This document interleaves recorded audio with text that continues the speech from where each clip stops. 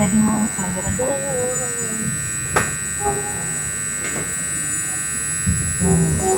Saya mau selanggaran tadi.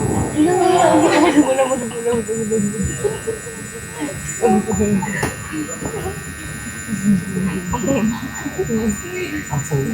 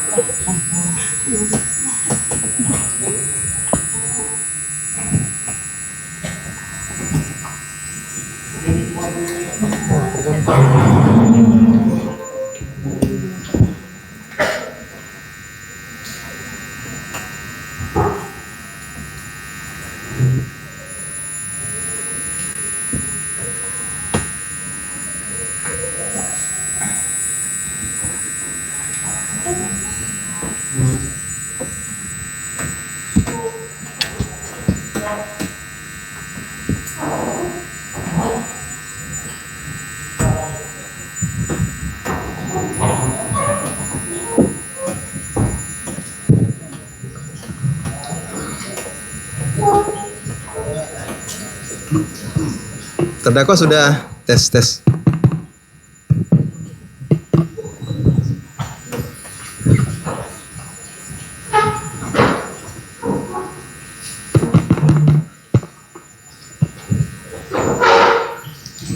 Baik, silakan masuk terdakwa.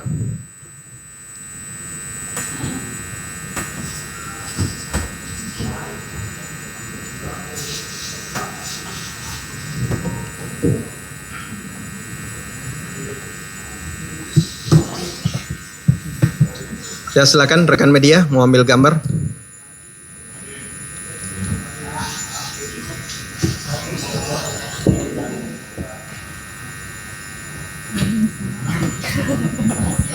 Baik, cukup ya. Silakan untuk rekan-rekan wartawan posisikan diri supaya tidak mengganggu pengunjung lainnya. Sebelumnya majelis hakim mohon maaf ya karena baru bisa membuka karena hari ini sekiannya kami memang agenda sidang pidana dan perdata. Jadi kami selesaikan dulu untuk sidang perdata. Baik, bisa dimulai ya.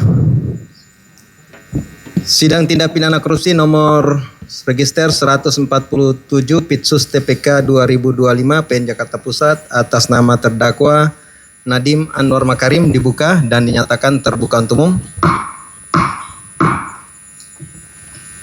Pada terdakwa untuk hari ini terdakwa kondisi kesehatannya seperti apa?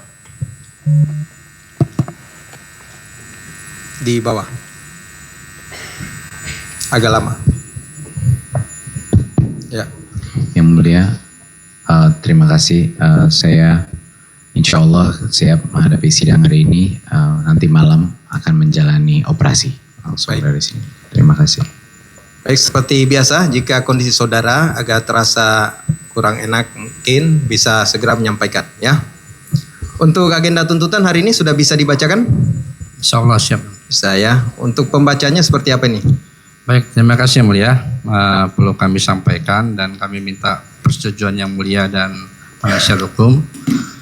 Mengingat rekesitor surat tuntutan ini setebal 1597 halaman yang secara sistematis kami susun dari pendahuluan, fakta persidangan, analisa fakta, analisa yuridis dan kesimpulan. Tentu kami meminta persetujuan dari yang mulia maupun penasihat hukum apabila kami diizinkan untuk membaca poin-poinnya saja. Pertama terkait dengan pendahuluan, selanjutnya kami langsung masuk ke dalam analisa yuridis yang mulia. Baik ya, jadi yang akan dibacakan pendahuluan dan analisis yuridis ya. Gimana tanggapan dari advokat? Ya, terima kasih yang mulia. Kita serahkan kepada yang mulia untuk memutuskan. Baik ya, yang jelas pada intinya kan sudah termuat lengkap ya. Mungkin juga nanti di analisa yuridis terhadap doktrin, pendapat-pendapat saya kira nggak perlu dibacakan. Siap, Ya. Yang Mulia. Demikian ya, untuk diupayakanlah sebelum maghrib sudah bisa selesai. Mengingat juga terdakwa agenda malam ini ya untuk tindakan. Ya, baik. Untuk soft kopinya sudah siap juga. Siap Yang Mulia. Siap ya. Silakan, kami persilakan penuntut umum. Terima kasih Yang Mulia. Bismillahirrahmanirrahim. Surat Kejaksaan Negeri Jakarta Pusat demi keadilan dan kebenaran berdasarkan ketuhanan Yang Maha Esa. Surat tuntutan pidana nomor perkara PDS 79-M-10-FT-11/2025. Yang terhormat Ketua dan anggota Majelis Hakim, yang kami hormati tim penasihat hukum dan terdakwa, yang kami muliakan pengunjung sidang pengadilan yang hadir pada hari ini. Assalamualaikum warahmatullahi wabarakatuh. Puji dan syukur kehadiran Allah Subhanahu wa taala, Tuhan yang Maha Esa, atas limpahan rahmat dan karunia-Nya, kita semua masih diberikan kesehatan dan kesempatan untuk melakukan aktivitas khususnya dalam menyelesaikan rangkaian proses persidangan perkara tindak pidana korupsi atas nama terdakwa Nadiem Anwar Makarim. Pada kesempatan yang mulia ini, kami sampaikan terima kasih serta penghargaan yang setinggi-tingginya kepada Majelis Hakim yang memeriksa dan mengadili perkara ini dan telah memimpin jalannya persidangan dengan penuh kearifan, kesabaran, dan menjunjung prinsip dasar nilai keadilan dengan mengedepankan prinsip penghormatan terhadap hak asasi manusia dan hak perlindungan yang sama dan perlakuan yang sama di dalam hukum, equal protection and equal treatment of the law. Maka persidangan telah dapat berjalan dengan baik dan lancar. Demikian juga tidak lupa kami sampaikan penghargaan kami kepada tim penasihat hukum terdakwa yang telah bersungguh-sungguh mendampingi terdakwa dalam persidangan ini. Walaupun selama persidangan ini terjadi perdebatan sudut pandang dengan kami selaku penuntut umum, namun kami yakin semua perbedaan dan perdebatan tersebut memiliki satu tujuan yang sama, untuk mencari kebenaran dan keadilan material sesuai alat bukti yang diungkapkan di persidangan, sehingga nantinya majelis hakim dan kita semua sama-sama dapat menerima putusan yang adil sesuai dengan apa yang dikehendaki oleh hukum dan masyarakat. Identitas terdakwa tidak perlu kami bacakan yang mulia. Selanjutnya, menjadi satu kesatuan di dalam surat tuntutan ini ada surat dakwaan, tidak kami bacakan. Lalu ada riwayat penahanan, tidak kami bacakan. Lalu di sini ada fakta persidangan yang terdiri dari semua alat bukti, tidak kami bacakan. Lalu ada analisa fakta, ada 78 fakta hukum yang dirangkum di sini, yang diuraikan berdasarkan dengan alat-alat bukti, tidak kami bacakan, menjadi satu kesatuan. Lalu kami masuk ke dalam analisa yuridis.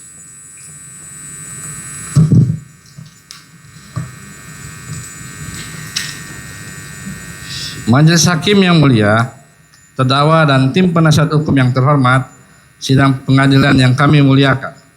Berdasarkan fakta-fakta yang terungkap di persidangan, maka sampailah kami kepada analisa yuridis untuk membuktikan apakah fakta-fakta hukum yang diperoleh melalui keterangan saksi, keterangan ahli, surat, keterangan terdakwa, barang bukti, bukti elektronik, dan segala sesuatu yang dapat digunakan untuk kepentingan pembuktian pada pemeriksaan di sidang pengadilan sepanjang diperoleh secara tidak melawan hukum, sebagaimana diuraikan sebut di atas, dapat dipergunakan sebagai dasar pembuktian telah memenuhi dan terdapat unsur-unsur pasal tindak pidana yang didakwakan. Surat dakwaan yang kami bacakan pada hari Rabu tanggal 14 Mei 2006 kami susun sebagai berikut. Primer pasal 2 ayat 1 junto pasal 18 Undang-Undang Nomor 31 99 tentang pemberantasan tindak pidana korupsi sebagaimana telah diubah dengan Undang-Undang Nomor 20 tahun 2001 tentang perubahan atas Undang-Undang Nomor 31 tahun 99 tentang pemberantasan tindak pidana korupsi, junto pasal 55 ayat 1 ke 1 KUH pidana. Subsidiar pasal 3 junto pasal 18 Undang-Undang Nomor 31 tahun 1999 tentang pemberantasan tindak pidana korupsi sebagaimana telah diubah dengan Undang-Undang Nomor 20 tahun 2001 tentang perubahan atas Undang-Undang Nomor 31 tahun 1999 tentang pemberantasan tindak pidana korupsi, junto pasal 55 ayat 1 ke 1 KUH pidana. Bahwa pada saat proses penuntutan perkara berlangsung terdapat Undang-Undang Nomor 1 tahun 2023 tentang KUH pidana, di mana di dalamnya terdapat ketentuan pasal 3 ayat 1 yang berbunyi, dalam hal terdapat perubahan peraturan perundang-undangan yang sesudah perbuatan terjadi, diberlakukan peraturan perundang-undangan yang baru, kecuali ketentuan peraturan perundang-undangan yang lama menguntungkan bagi pelaku kembali tindak pidana. Dan pasal 618 pun ini berlaku tindak pidana yang sedang dalam proses peradilan menggunakan ketentuan undang-undang ini, kecuali undang-undang yang mengatur tindak pidana tersebut telah lebih menguntungkan bagi tersangka atau terdakwa. Selain itu, pasal 622 ayat 4 huruf A Undang-Undang Nomor 1 Tahun 2023 tentang kuhap pidana dalam hal ketentuan pasal mengenai tindak pidana korupsi yang dimaksud pada ayat 1 huruf I, maka pasal 2 ayat 1 Undang-Undang Nomor 31 Tahun 1999 tentang pemberantasan tindak pidana korupsi sebagaimana telah diubah dengan Undang-Undang Nomor 20 Tahun 2001 tentang perubahan atas Undang-Undang Nomor 31 Tahun 1999 tentang pemberantasan tindak pidana korupsi, pengacuannya diganti dengan pasal 603 Undang-Undang Nomor 1 Tahun 2023 tentang kuhap pidana sebagaimana pasal 602 ayat 4 huruf A Undang-Undang Nomor 1 Tahun 2026 tentang penyesuaian pidana. Kemudian dalam Undang-Undang Nomor 1 Tahun 2023 tentang kuhap pidana tersebut juga mengatur tentang penyertaan yang tertuang pada pasal 20 yang berbunyi, setiap orang dipidana sebagai pelaku tindak pidana jika melakukan sendiri tindak pidana, melakukan tindak pidana dengan perantaraan alat atau menyuruh orang lain yang tidak dapat dipertanggungjawabkan, turut serta melakukan tindak pidana atau menggerakkan orang lain supaya melakukan tindak pidana dengan cara memberi atau menjanjikan sesuatu, menyalahgunakan kekuasaan atau martabat, melakukan kekerasan, menggunakan ancaman kekerasan, melakukan penyesatan atau dengan memberi kesempatan sarana atau keterangan. Sehingga penyertaan yang sebelumnya diatur dalam pasal 55 kuhap pidana lama yang diberlakukan melalui Undang-Undang Nomor 1 Tahun 1946 tentang peraturan hukum pidana telah dicabut dan dinyatakan tidak berlaku sebagaimana pasal 622 ayat 1 huruf A Undang-Undang Nomor 1 Tahun 2026 tentang penyesuaian pidana akan digantikan pasal 20 Undang-Undang Nomor 1 Tahun 2023 tentang kuhap pidana.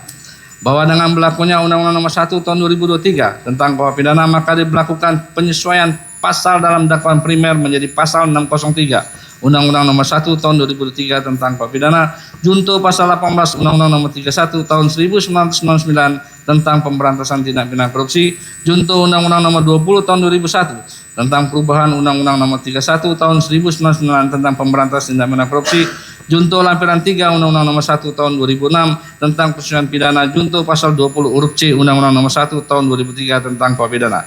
Mengingat surat dakwaan disusun dalam bentuk subsidiaritas, maka kami terlebih dahulu akan membuktikan unsur dakwaan primer.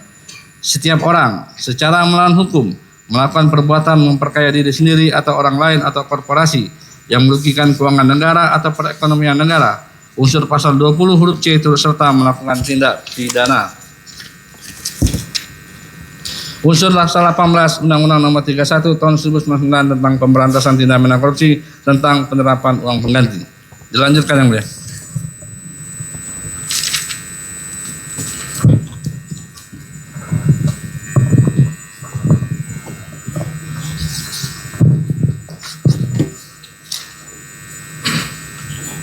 Dilanjutkan yang mulia. Unsur setiap orang.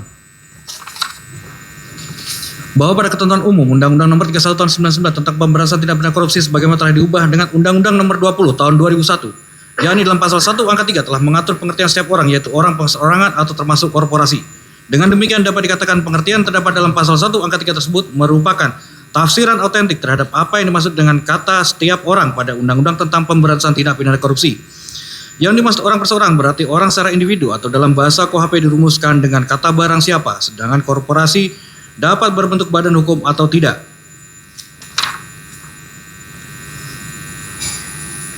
Berdasarkan format putusan perkara pidana yang disusun oleh Mahkamah Agung, unsur setiap orang pada hakikatnya haruslah dimaknai sebagai unsur pasal dan bukan merupakan unsur delik. Oleh karena itu, maknanya menjadi berbeda dalam aspek hukumnya. Jika sebagai unsur delik, maka unsur barang siapa adalah jawaban dari pertanyaan siapakah pelaku dari tindak pidana yang didakwakan. Dan pertanyaan ini baru terjawab manakala unsur-unsur lainnya dari tindak pidana yang didakwakan tersebut telah terbukti. Sehingga tidak mungkin untuk dipertimbangkan yang pertama kali sebelum pembuktian unsur-unsur lainnya. Berbeda halnya sebagai unsur pasal, maka pembuktiannya dipandang sudah cukup bila dilakukan dengan cara mencocokkan dengan meneliti identitas terdakwa yang termuat dalam surat dakwaan. Dengan demikian, jika identitas yang ditanyakan kepada terdakwa ternyata cocok dan sama dengan identitasnya yang termuat dalam surat dakwaan, maka unsur setiap orang ini telah terpenuhi. Berdasarkan apa yang telah terurai sebagaimana tersebut di atas, maka temuan fakta-fakta atau perkara yang terungkap dalam persidangan bahwa orang yang dihadapkan sebagai terdakwa dalam persidangan perkara ini disebutkan secara jelas dalam surat dakwaan penuntut umum sebagaimana telah dibacakan dalam awal persidangan perkara ini, yaitu terdakwa bernama terdakwa Nadiem Anwar Makarim, serta telah diuraikan pula secara lengkap identitas atau personalitas dari terdakwa Nadiem Anwar Makarim, dan tentang hal ini terdakwa telah membenarkan serta mengakuinya. Bahwa selama persidangan terdakwa dapat berkomunikasi dengan baik dalam menjawab ataupun menanggapi semua pertanyaan yang diajukan kepadanya maupun menanggapi keterangan saksi-saksi sehingga dianggap sebagai subjek hukum yang berada dalam keadaan sehat jasmani maupun rohani dan mampu bertanggung jawab secara hukum.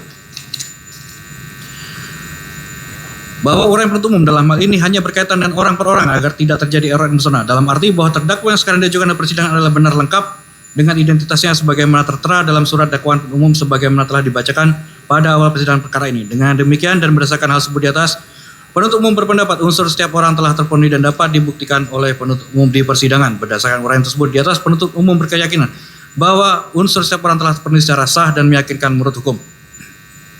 Unsur secara melawan hukum.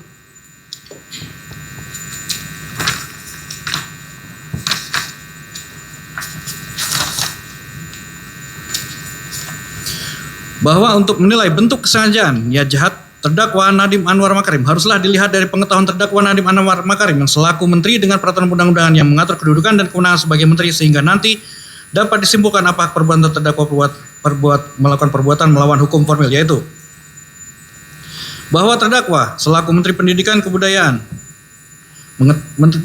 Kebudayaan mengetahui secara menteri, khususnya Menteri Pendidikan memiliki tanggung jawab secara konstitusi sebagaimana amanat dari pembukaan Undang-Undang Dasar Republik Indonesia tahun 1945 pada alinea keempat, yaitu mencerdaskan kehidupan bangsa, dan dalam pasal 31 ayat 1 mengatakan setiap warga negara berhak mendapatkan pendidikan.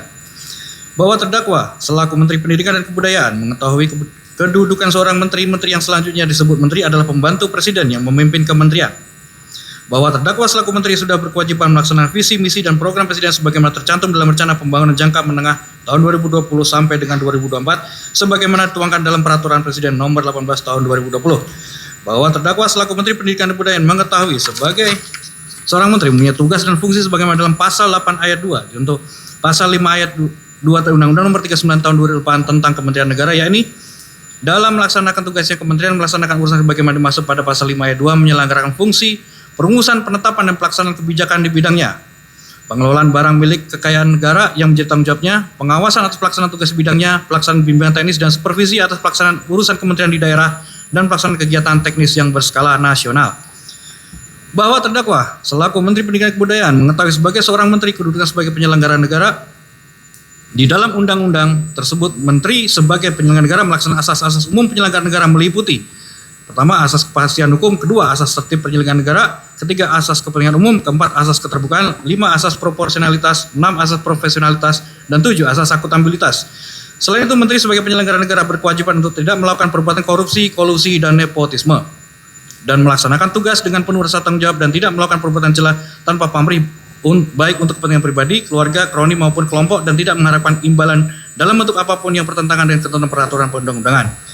Bahwa terdakwa selaku Menteri Pendidikan dan Kebudayaan mengetahui sebagai seorang menteri kedudukan sebagai pengguna anggaran mempunyai kewajiban untuk keuangan negara dikelola secara tertib, taat pada peraturan perundang-undangan, efisien, ekonomis, efektif, transparan, dan bertanggung jawab dengan memperhatikan rasa keadilan dan kepatutan.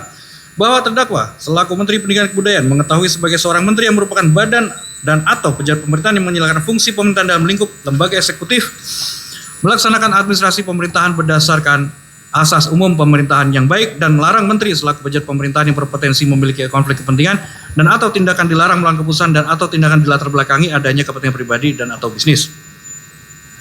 Bahwa terdakwa selaku Menteri Pendidikan dan Kebudayaan mengetahui sebagai seorang menteri sekaligus pengguna anggaran tidak melaksanakan kebijakan pengadaan barang atau jasa yang lebih transparan, terbuka, dan kompetitif.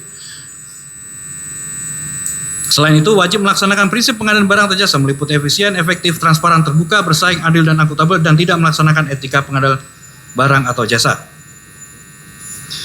Bahwa terdakwa Nadiem Anwar Makarim selaku Menteri Pendidikan dan Kebudayaan mengetahui sebagai seorang menteri sekaligus pengguna anggaran mengetahui dalam penyusunan anggaran dokumen RKKL yang disusun yang harus dilengkapi dengan dokumen pendukung antara lain berupa term of reference, rincian anggaran biaya, dan dokumen terkait lainnya serta dilakukan validasi. Dilanjutkan yang mulia.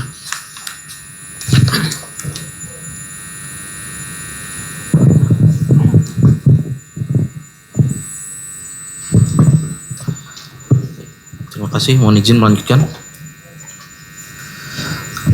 Bahwa pengetahuan terdakwa, baik kedudukannya sebagai menteri atau pembantu presiden, penyelenggara negara, pengguna anggaran sebagaimana ketentuan peraturan perundang-undangan di atas, namun dalam kenyataannya ditemukan fakta-fakta atau keadaan-keadaan yang dapat disimpulkan adanya kesengajaan sebagai maksud dalam kurung object as hallmark dari fakta hukum perbuatan melawan hukum dari kedudukan dan kewenangan yang dimiliki terdakwa, yaitu 1. Terdakwa selaku menteri tidak melaksanakan visi misi dan program presiden sebagaimana tercantum dalam rencana pembangunan jangka menengah tahun 2020 sampai dengan 2024 sebagaimana dituangkan dalam peraturan presiden nomor 18 tahun 2020, sebagaimana perbuatan terdakwa menerbitkan peraturan Menteri Pendidikan dan Kebudayaan Republik Indonesia nomor 22 tahun 2020 tentang rencana strategis Kementerian Pendidikan dan Kebudayaan tahun 2020 sampai 2024 yang dalam rensera ini salah satunya mengacu pada peraturan presiden nomor 18 tahun 2020 tentang rencana pembangunan jangka panjang menengah tahun 2020-2024. Diantaranya terdapat tujuan Kementerian Pendidikan dan Kebudayaan adalah memperluas akses pendidikan bermutu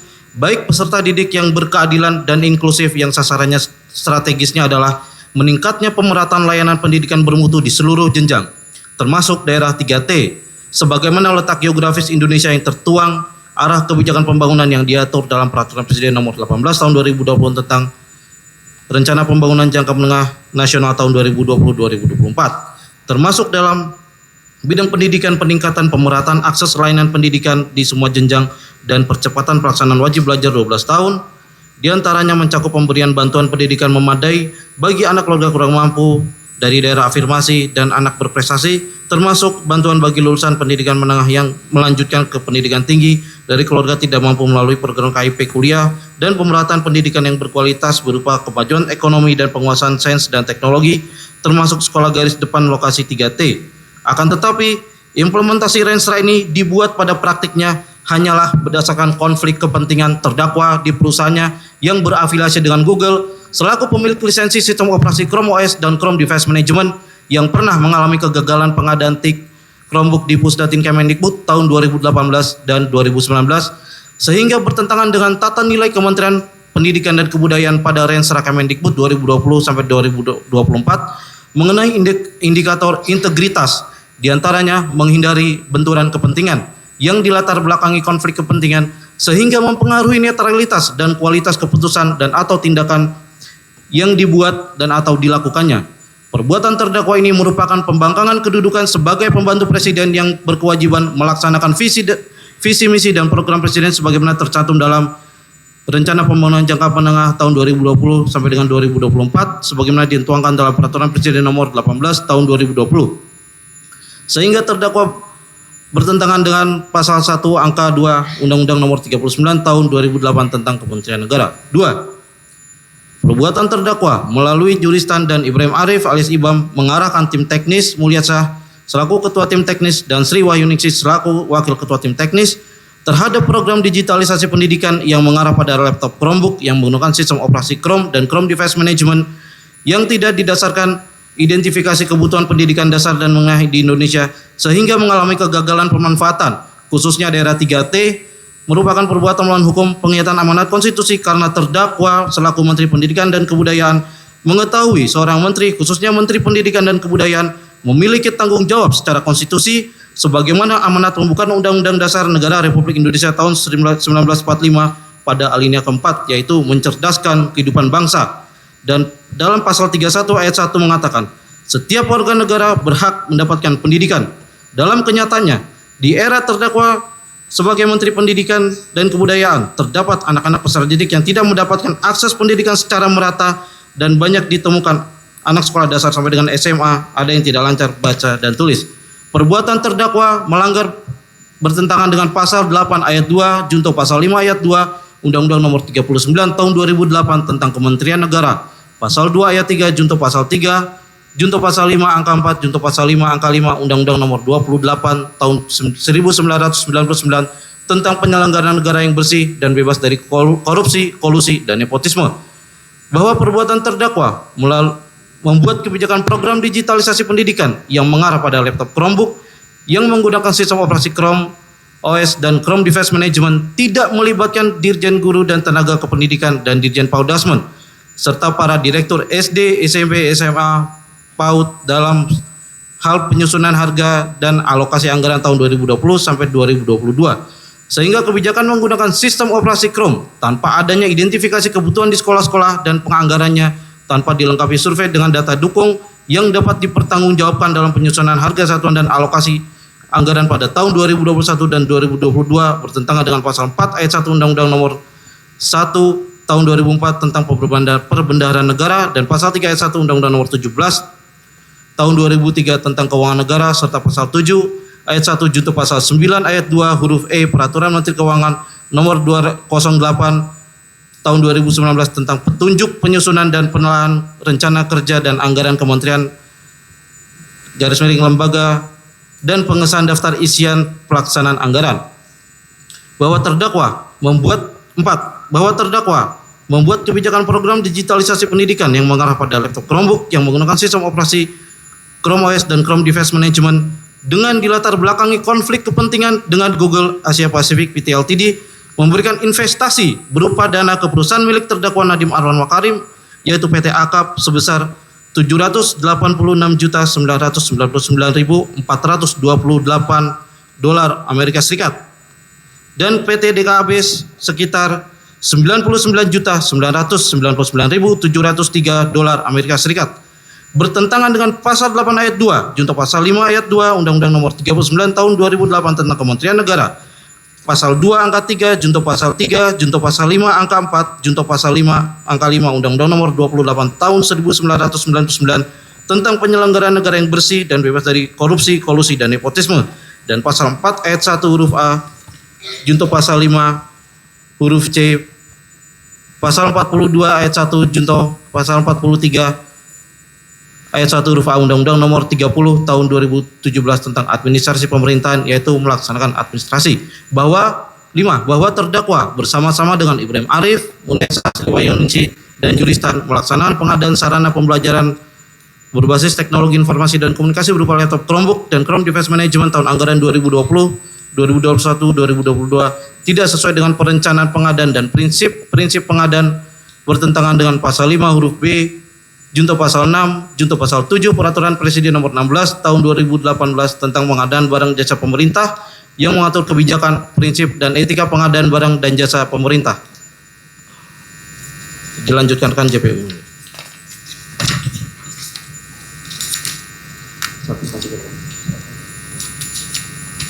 Yang dari bawah persidangan. Bahwa perbuatan melawan hukum terdakwa Nadiem Anwar Makarim diperkuat dari keterangan beberapa ahli, yaitu 1. Dr. Ahmad Reddy selaku ahli hukum administrasi negara mengatakan konflik kepentingan atau konflik of interest adalah kasta tertinggi penyalahgunaan kewenangan. Prof. Suparji Ahmad selaku ahli pidana mengatakan terhadap ilustrasi perbuatan terdakwa Nadiem Anwar Makarim memutuskan digitalisasi pendidikan tahun 2020 sampai dengan tahun 2022 dengan menggunakan Chromebook dengan cara melakukan perbuatan melawan hukum, menyalahgunakan kewenangan berupa arahan atau perintah melalui staf khusus menteri dan atau membuat peraturan Permendikbud nomor 5 tahun 2021 dan Permendikbud nomor 3 tahun 2022 yang dalam lampirannya spesifikasi teknis pengadaan TIK Chromebook sudah dikunci serta dari keputusan tersebut terdapat memperkaya diri terdakwa Nadiem Anwar Makarim sendiri sebesar 809.597.125.000 rupiah dan sebesar 669.603.758 rupiah yang menimbulkan kerugian keuangan negara sebesar 1.568.662.616 rupiah, 74 sen berdasarkan laporan hasil audit perhitungan kerugian keuangan negara atas perkara dugaan tindak pidana korupsi program digitalisasi pendidikan pada Kementerian Kebudayaan Riset dan Teknologi RI tahun 2019 sampai dengan 2022 nomor PE 03 tanggal 4 November tahun 2025 dari Badan Pengawasan Keuangan dan Pemulihan Republik Indonesia atau BPKP RI dan sebesar 44.054.426 US dollar atas pengadaan Chrome Device Management yang dilakukan tanpa melalui identifikasi kebutuhan pendidikan dasar dan menengah di Indonesia yang tidak diperlukan dan tidak bermanfaat bagi kebutuhan pendidikan dasar dan menengah di Indonesia atau setidak-tidaknya sebesar 621 miliar 387 juta 678.730 rupiah berdasarkan kurs terendah pada bulan Agustus tahun 2020 sampai dengan Desember 2020 sebesar 14.105 rupiah untuk $1 Amerika Serikat.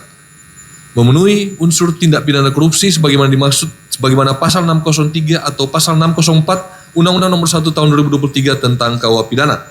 Ahli Pengadilan LKPP Setia Budi Arjanta mengatakan pengkondisian spesifikasi tertentu yang dilatar belakangi konflik kepentingan maka melanggar prinsip dan etika pengadaan barang dan jasa sebagaimana Perpres Nomor 16 Tahun 2018 tentang pengadaan barang dan jasa pemerintah. Bahwa di persidangan terdakwa Nadiem Anwar Makarim maupun penasihat hukumnya membantah fakta hukum adanya perbuatan terdakwa yang pada pokoknya mengatakan tidak ada keterlibatan atau pengetahuannya untuk mengarahkan pengadaan laptop Chromebook pada program digitalisasi pendidikan dengan menggunakan CDM sebagaimana hasil Zoom meeting pada tanggal 6 Mei 2020 tidak ada terdakwa mengatakan go ahead with Chromebook karena Zoom meeting tanggal 27 Mei 2020 yang dipimpin Hamid Muhammad selaku PLT Dirjen Dasman, menurut argumentasi bantahan terdakwa maupun penasihat hukumnya merupakan atas arahan Poppy Dewi Puspitawati menggunakan Chromebook. Bahwa argumentasi bantahan terdakwa maupun penasihat hukumnya haruslah ditolak karena berdasarkan keterangan saksi Hamid Muhammad dan Toto Supraitno yang mengikuti meeting yang tidak lazim, rahasia dan tertutup pada tanggal 6 Mei 2020 bahwa terdakwa sudah memutuskan dalam pengadaan TIK tahun 2020 untuk menggunakan Chromebook dengan mengatakan go ahead with Chromebook. Fakta hukum tersebut diperkuat dokumen bukti Zoom meeting tanggal 27 Mei 2020 yang dipimpin Hamid Muhammad mengatakan sesuai arahan Mas Menteri ada pergeseran platform dari Windows ke Chrome OS sehingga penyampaian Poppy Dewi Puspitawati mengenai sebaiknya 15 laptop Chromebook konteksnya adalah menyikapi keputusan terdakwa melalui Hamid Muhammad. Fakta hukum tersebut diperkuat dari keterangan ahli hukum administrasi negara Dr. Ahmad Reddy yang mengatakan kebijakan untuk memutuskan yang bersifat teknis untuk skala nasional merupakan kebijakan atau keputusan menteri sebagaimana dimaksud dalam pasal 8 ayat 2 Yunto pasal 5 ayat 2 Undang-Undang Nomor 39 Tahun 2008 tentang Kementerian Negara menyatakan perumusan penetapan dan pelaksanaan kebijakan di bidangnya. Hal tersebut juga diakui oleh terdakwa Nadiem Anwar Makarim sebagai menteri membuat kebijakan yang bersifat teknis seperti Permendikbud Nomor 5 Tahun 2021 dan Permendikbud Nomor 3 Tahun 2022. Kemudian juga diperkuat alat bukti berupa bukti elektronik dan dokumen sebagai berikut. Bukti dokumen yang tanggal 27 Mei 2020 sebagaimana termuat dalam surat tuntutan ini. Begitu juga dengan chat-chat WA antara Yuristan dengan Fiona, kemudian chat Fiona yang lain dengan grup Mas Menteri Kor, sebagaimana termuat dalam surat tuntutan ini dan tidak akan kami bacakan lagi dan dianggap terbaca.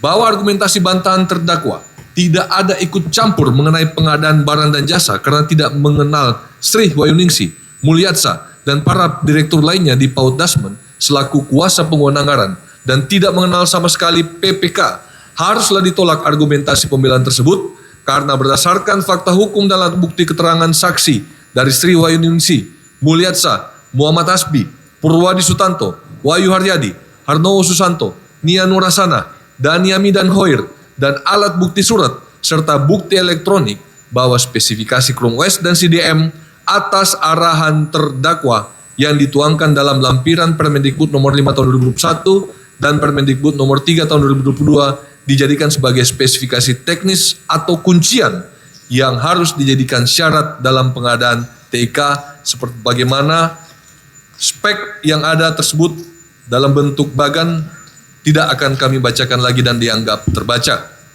Bahwa terdakwa maupun penasihat hukumnya membantah fakta hukum adanya perbuatan terdakwa tidak ada konflik kepentingan sebagai Menteri Pendidikan dan Kebudayaan maupun kedudukannya sebagai pemegang saham di PT Akap dengan pihak Google Asia Pasifik yang merupakan pemegang atau pemilik lisensi Chrome OS. Haruslah ditolak argumentasi pembelaan tersebut Karena berdasarkan fakta hukum terungkap di persidangan dari keterangan saksi dan bukti dokumen menjelaskan. Pertama, bahwa keterlibatan atau pengetahuan terdakwa untuk mengarahkan pengadaan digitalisasi pendidikan laptop Chrome dengan menggunakan CDM merupakan rangkaian peristiwa yang sejak awal direncanakan oleh terdakwa sebelum menjabat sebagai Menteri Pendidikan Kebudayaan. Salah satu fakta hukum dari alat bukti yang terungkap di persidangan yaitu pada tahun 2019 saat terdakwa selaku komisaris utama PT Akap melakukan pertemuan dengan Scott Beyman selaku Presiden Google Asia Pasifik membicarakan pengembangan bisnis PT Akap, dan hasil pertemuan tersebut di tahun 2019 Google Asia Pasifik melakukan investasi penyertaan modal dengan membeli saham PT Akap sebesar 349.949.459 juta dolar USD dan menjadikan kedudukan Google Asia Pasifik sebagai pemegang saham terbesar di perusahaan PT Akap.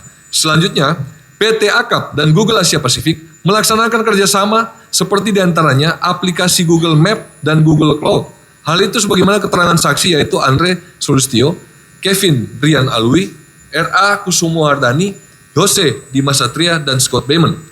Bahwa ditindaklanjuti pertemuan antara terdakwa dengan petinggi Google, yaitu Scott Beyman, Sestar Sangupta sebanyak 2 kali, yaitu di bulan Februari tahun 2020 dan bulan April tahun 2022. Dan bulan April tahun 2020, sebagaimana telah dijelaskan dalam uraian di atas, yang menerangkan ada kesepakatan atau persekongkolan penggunaan Chromebook yang disertai dengan co-investment 30% dari revenue Google atas penjualan CDM dari Google sendiri. Fakta hukum tersebut sebagaimana telah diakui di persidangan dari keterangan saksi Fiona Andayani, Gani Samudra Morajono, dan Ibrahim Arif, serta bukti-bukti chat dalam grup WhatsApp Kemendikbud X Wartek. Di dalam percakapan WA tersebut membahas tentang Chromebook baik jumlah maupun harga dan co-investment 30%. 2. Bahwa hasil pertemuan antara terdakwa dan pihak Google Asia Pasifik di tahun 2020 merupakan bentuk persekongkolan atau simbiosis mutualisme yang dilatar belakangi oleh konflik kepentingan kedudukan terdakwa selaku menteri, selaku penyelenggara negara yang dilarang melakukan korupsi, kolusi, dan nepotisme.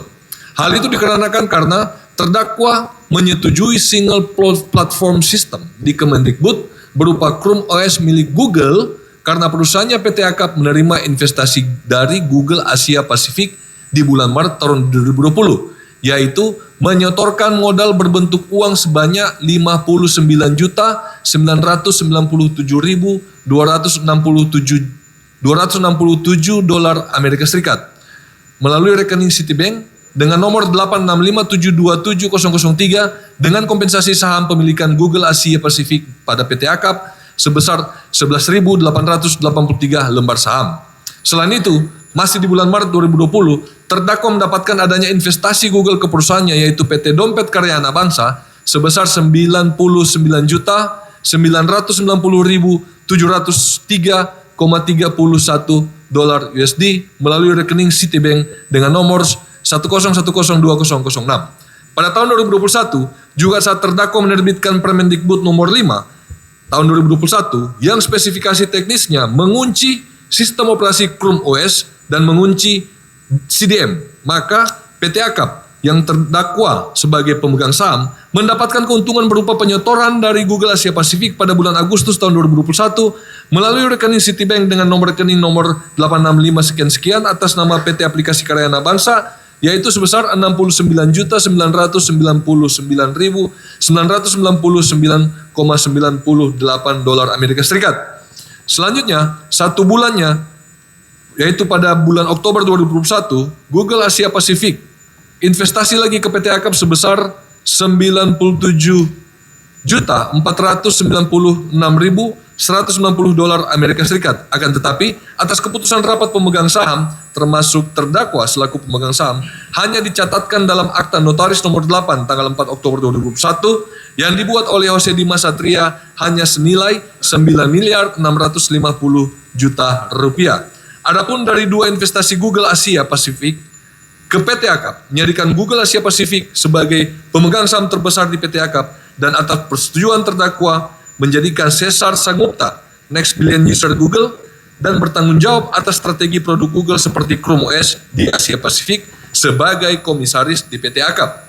Sebagaimana dokumen prospektus awal penawaran umum perdana saham PT Goto Gojek Tokopedia TBK tahun 2022, Cesar Sangupta, Next Billion User Google, dan bertanggung jawab atas strategi produk seperti Chrome OS di Asia Pasifik sebagai komisaris di PT Akap. Bahwa terdakwa melalui penasihat hukumnya menghadirkan ahli yaitu Gede Panca Astawa, ahli hukum administrasi negara, Romli Atmasasmita, ahli pidana, dan Inalim pada pokok keterangannya menyampaikan bahwa tidak ada kesalahan dari perbuatan terdakwa, baik itu dari perspektif hukum administrasi negara, hukum pidana maupun konsultan pendidikan atau karir. Bahwa terhadap pendapat ahli tersebut, penuntut umum meminta agar majelis hakim yang mulia mempertimbangkan keberatan penuntut umum yang menyatakan pendapat ahli tersebut di keterangan tidak independen atau tidak objektif. Adapun hal-hal yang bersifat tidak independen atau tidak objektif diantaranya. 1. Ahli Romli Atmasasmita, kedudukannya sebagai ahli pidana, memiliki hubungan keluarga, yaitu ayah kandung dari 3 orang di antara tim advokat atau penasihat hukum terdakwa Nadiem, yaitu bernama Radino Fiadi Yusuf, Muhammad Rizky Subarka, dan Septo Ahadi, amanat Romli Atmasasmita, yang tergabung dalam law firm Atmasasmita Dodi and Partners atau ADP Law Firm. Walaupun dalam Undang-Undang Nomor 20 Tahun 2022 tentang KUHP tidak ada larangan, namun secara etik akan ada keberpihakan atau adanya konflik kepentingan kedudukan ahli dengan kedudukan advokat yang membela kepentingan terdakwa. Ternyata dalam proses pemeriksaan ahli Romli Atmasasmita sebagai ahli pidana, berpihakan dan konflik kepentingan itu dirasakan penuntut umum yang banyak pendapat Romli Atmasasmita lebih mengkonter setiap pertanyaan penuntut umum walaupun pertanyaan tersebut hanya memerlukan jawaban dengan logika hukum yang sederhana. Ahli yang kedua, Inalim, kedudukannya sebagai ahli konsultan pendidikan atau karir ternyata tidak memiliki keahlian yang dapat diyakini secara ilmiah, namun lebih sebagai kedudukan sebagai seorang konten kreator yang membela terdakwa melalui akun-akun sosial medianya. Dan saat ditanya mengenai pengetahuannya mengenai perkara AKO, ternyata tidak mengetahui apa-apa. Selain itu, ditanya mengenai filosofi pendidikan di Indonesia dan persoalan yang terjadi pendidikan di Indonesia, jawabannya hanya mengatakan bangku kosong, yang sudah tentu jawaban tersebut sudah ditanya dengan orang yang baru tamat SMA. Inali menjelaskan pengadaan barang dan jasa, serta digitalisasi, yang bukan keahliannya dan ibarat berbicara tanpa keilmuan merupakan ciri khas konten kreator. Kemudian hal yang ketiga, Igede Panca Astawa dalam memberikan keterangannya yang menyebutkan penyalahgunaan kewenangan dalam konflik kepentingan penyelenggaraan negara yang mengakibatkan kerugian negara harus diselesaikan secara administrasi terlebih dahulu. Keterangan yang bersangkutan untuk setiap persidangan seperti contohnya dalam perkara tindak pidana korupsi atas nama Siti Fadila Supari tidak dipertimbangkan oleh majelis hakim, bahkan diakui sendiri oleh ahli tersebut. Dengan demikian, hal tersebut di atas membuktikan bahwa terdakwa Nadiem Anwar Makarim telah dengan sengaja melakukan perbuatan dengan maksud secara melawan hukum. Artinya, terdakwa benar-benar menghendaki perbuatannya tersebut dengan maksud atau tujuan yang dicapai. Berdasarkan uraian tersebut di atas, penuntut umum berkeyakinan bahwa unsur secara melawan hukum telah terpenuhi atau terbukti secara sah dan meyakinkan menurut hukum. Dilanjutkan.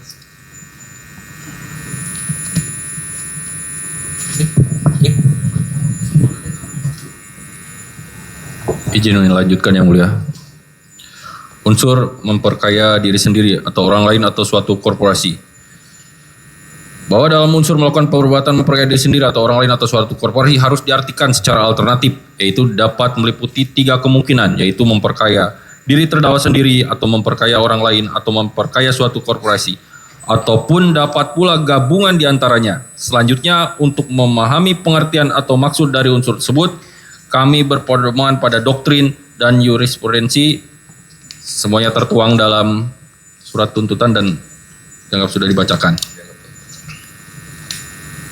Bahwa berdasarkan keterangan saksi, keterangan ahli, surat, keterangan terdakwa, barang bukti, bukti elektronik, segala sesuatu yang dapat digunakan untuk kepentingan pembuktian pada pemeriksaan di sidang pengadilan sepanjang diperoleh secara tidak melawan hukum yang dapat dijadikan pengamatan hakim sebagaimana pasal 235 KUHP, terdapat fakta hukum, yaitu bahwa terdakwa yang saat awal menjabat sebagai Menteri Pendidikan dan Kebudayaan, yaitu bulan Oktober 2019, melaporkan harta kekayaannya selaku penyelenggara negara ke Komisi Pemberantasan Korupsi dengan harta kekayaan total sebesar 1.225 miliar 6.640.485 rupiah sebagaimana LHKPN atas nama terdakwa yang tertuang dalam surat tuntutan dan yang harus dibacakan, bahwa sebelum menjabat sebagai Menteri Pendidikan dan Kebudayaan, terdakwa mendirikan perusahaan PT Gojek Indonesia di tahun 2010 yang hanya perusahaan layanan call dengan modal sebesar 99 juta rupiah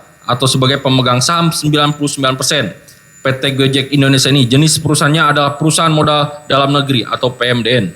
Bahwa untuk mengembangkan usaha Gojek, terdakwa mendirikan perusahaan jenis perusahaan modal asing atau PMA bernama PT Aplikasi Karya Anak Bangsa atau PT AKAP dengan kedudukan terdakwa dengan sebagai saham pendiri dengan jumlah saham saat pendirian sebanyak 522.053.000 lembar saham dengan nilai nominal Rp1 per saham. Bahwa pada tahun 2019 sebelum menjabat sebagai Mendikbud, terdakwa selaku Komisaris Utama PT AKAP dan CEO founder PT AKAP melakukan pertemuan dengan petinggi Google seperti Scott Bowman sebagai Presiden Google Asia Pasifik, Kaisar Sengupta sebagai Next Billion User Google.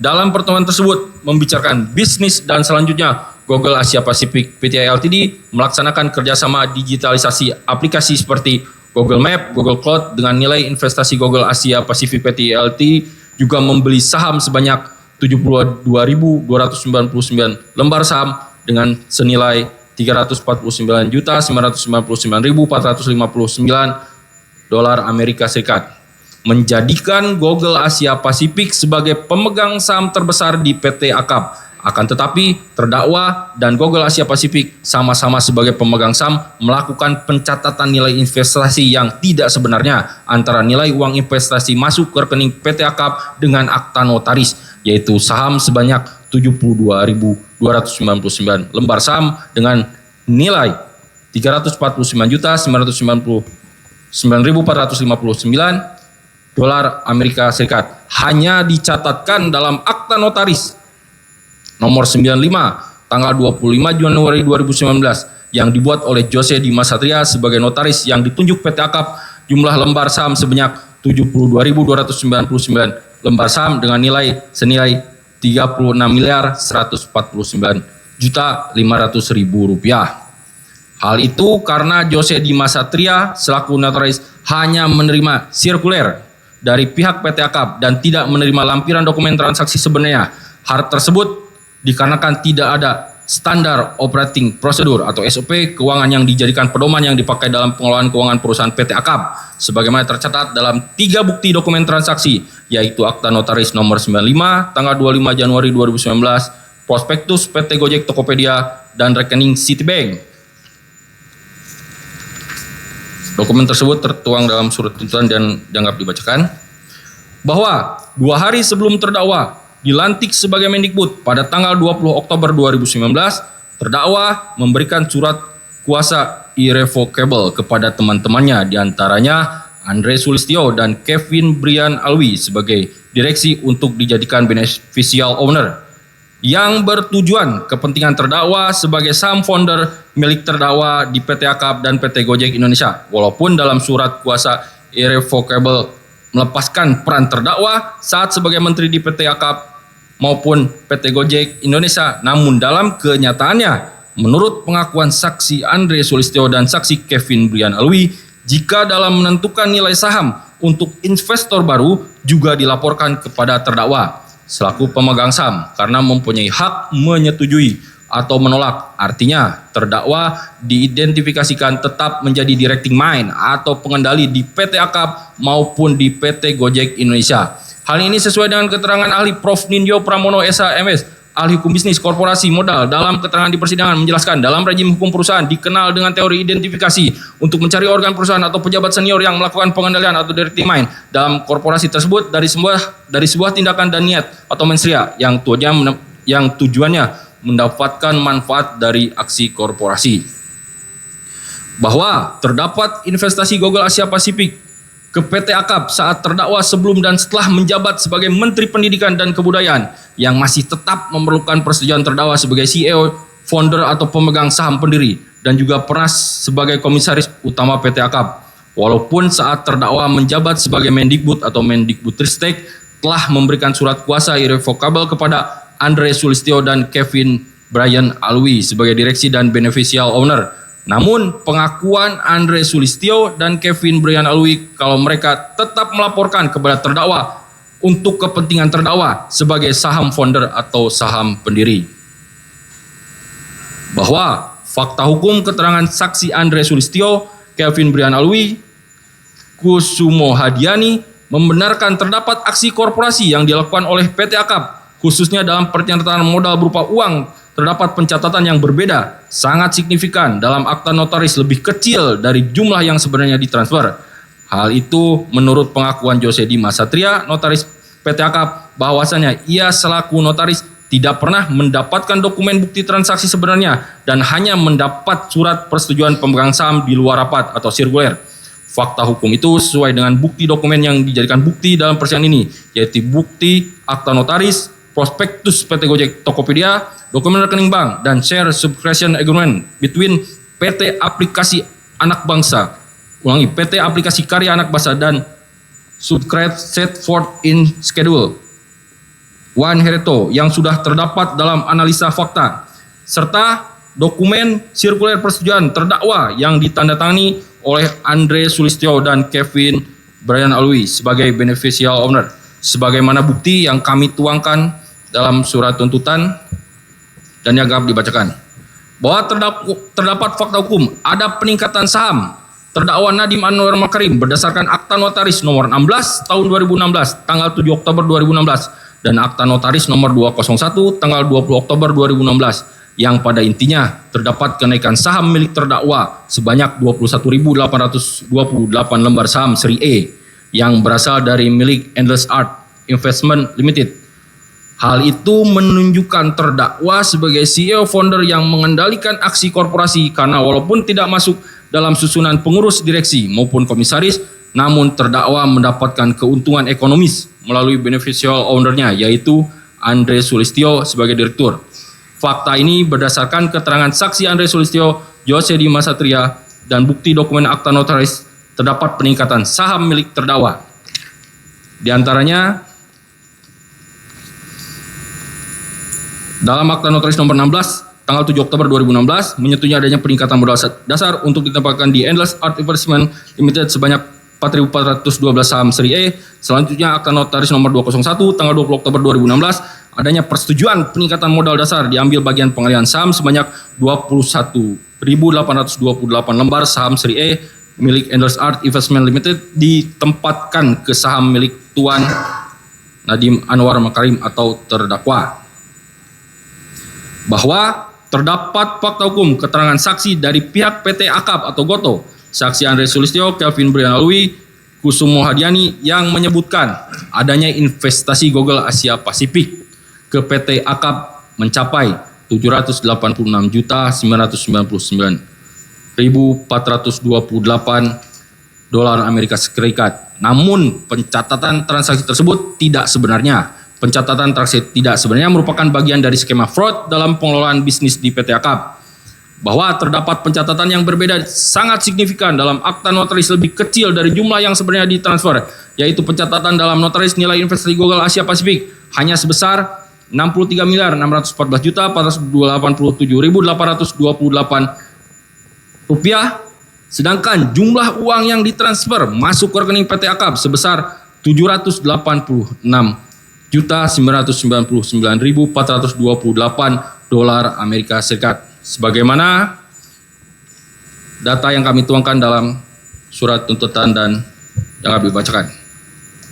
Bahwa berdasarkan dari keterangan saksi Andre Sulistyo, Kevin Brian Alwi, Kusumo Hadiani, Adesti Kamila Usman, Jose Dimas Satria, dan keterangan terdakwa sendiri pada pokoknya menerangkan pencatatan nilai transaksi pada pengelolaan keuangan PT Akap yang jauh berbeda nilainya lebih kecil yang dicatatkan dalam akta notaris disebabkan tidak adanya pengetahuan yang nyata siapa yang memerintahkan. Hal tersebut sangat sesuai dengan keterangan Adesti Kamila Usman maupun Kusumo Hadiani yang menyebutkan tidak ada SOP pengelolaan keuangan.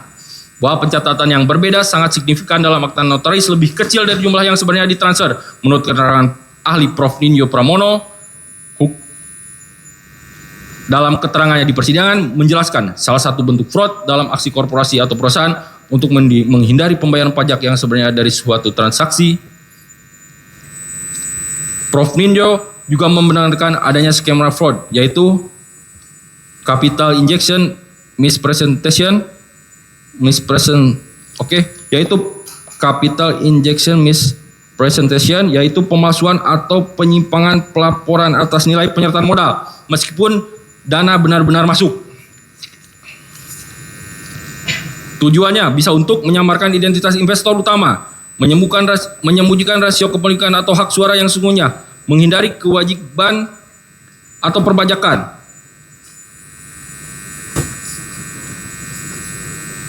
Fraudulent financial reporting via understated equity, yakni skema di mana laporan resmi secara sengaja mencatat nilai ekuitas lebih rendah dari nilai tunai real yang diterima perusahaan. Tujuan menyembunyikan struktur pengendalian dan rasio voting power, mengelabui pemegang saham minoritas, mengatur struktur corporate action secara diam-diam, layering investment scheme, dana investasi besar dari investor strategis dimasukkan melalui jalur berbeda dari yang tercatat resmi, sehingga membuat struktur kepemilikan dan hubungan ekonominya tidak transparan. Skema ini biasa digunakan dalam praktik manipulasi IPO dan insider control. Bahwa terdapat fakta hukum pemilihan pengadaan Chromebook yang merupakan keputusan terdakwa haruslah dipandang sebagai keputusan yang memiliki motivasi untuk mendapatkan keuntungan ekonomis terhadap PT Akap yang kedudukannya sebagai founder. Hal tersebut dapat dilihat dari dalam pengambilan sebuah keputusan sebagai seorang menteri tidak berdasarkan identifikasi kebutuhan yang sebenarnya terhadap kebutuhan pendidikan di sekolah untuk guru dan siswa karena tidak melibatkan Dirjen Paudasmen serta para direktur SD, SMP, SMA, PADU atau TK maupun Dirjen Guru dan tenaga kependidikan. Izin Yang Mulia melanjutkan.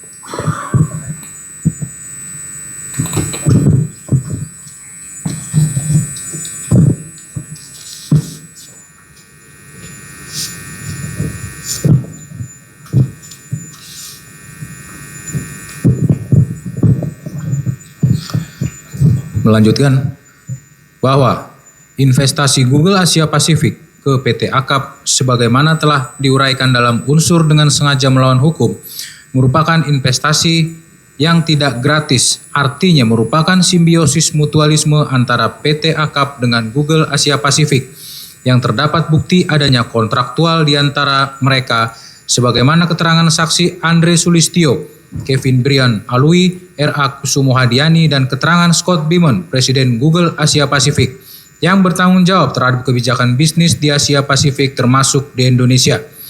Sebagaimana dalam dokumen prospektus PT Gojek terlampir dalam surat tuntutan.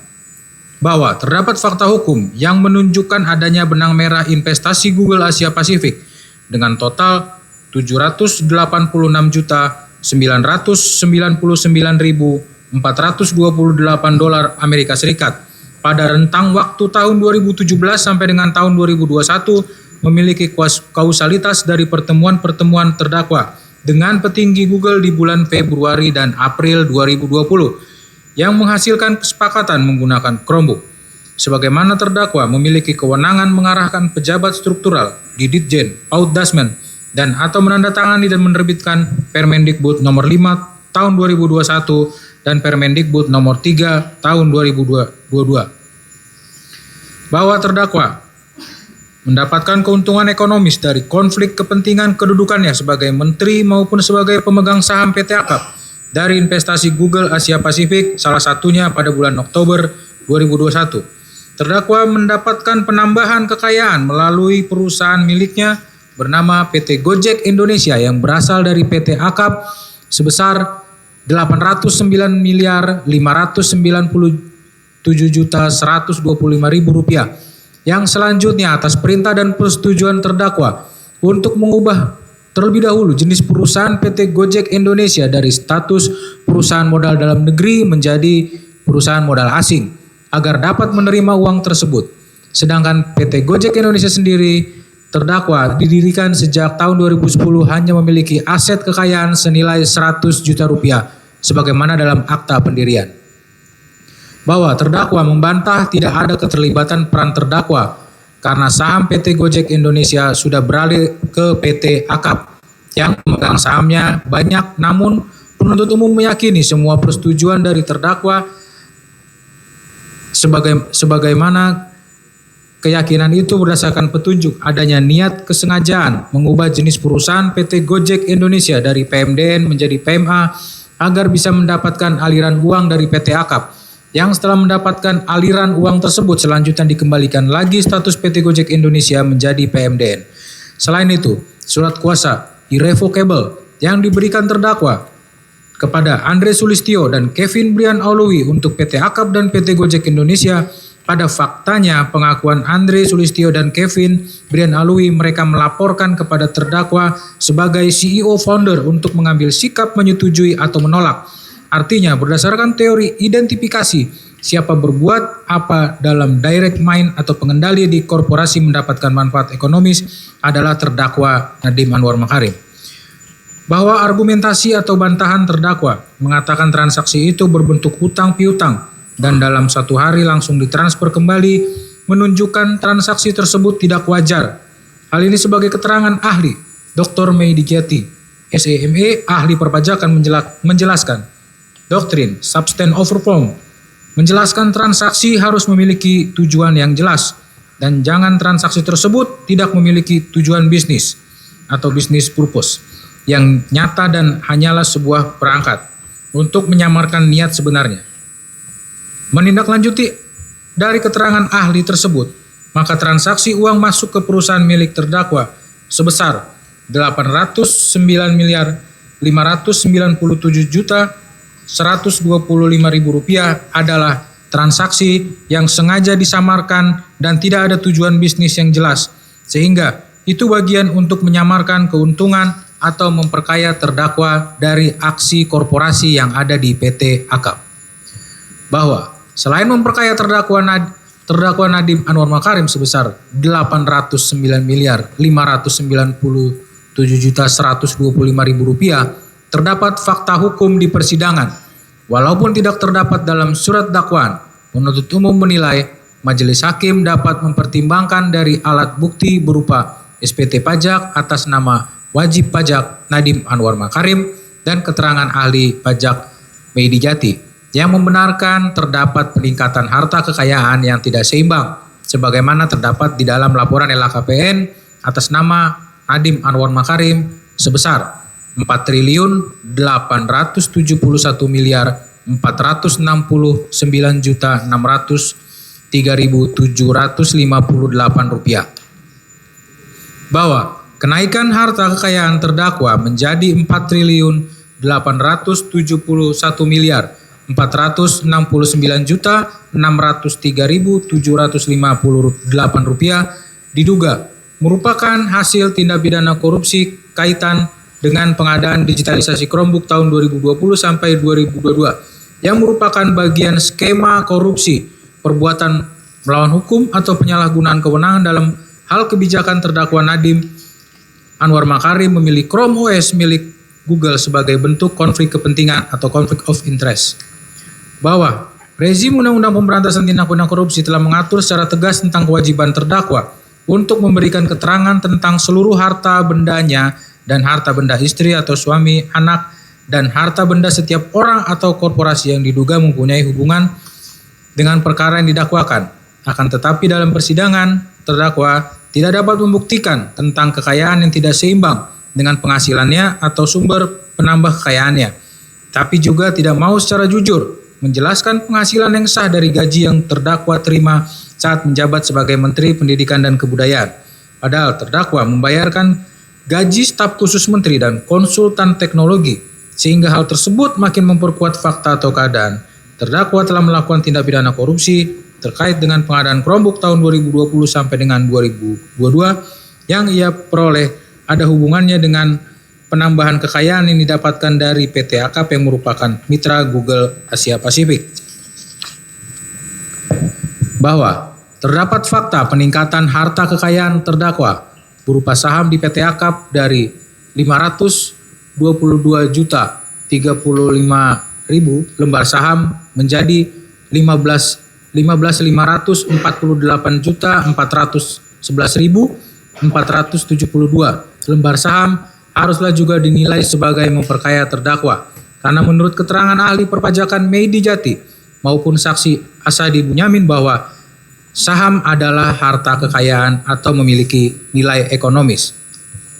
Bahwa dari SPT pajak tersebut, wajib pajak atas nama terdakwa telah menggambarkan adanya fakta dasar pengenaan pajak sebesar 5.253.363.077.600 rupiah pada kolom yang berlabel penjualan saham di Bursa Efek dengan PPh final terutang 26.276.815.388 rupiah dengan PPh bukti pembayaran dengan NTPN E8090 sekian yang membuktikan pembayaran RP yang membuktikan pembayaran 26.276.815.388 rupiah tersebut dilakukan oleh PT Foto, bukan oleh terdakwa secara pribadi.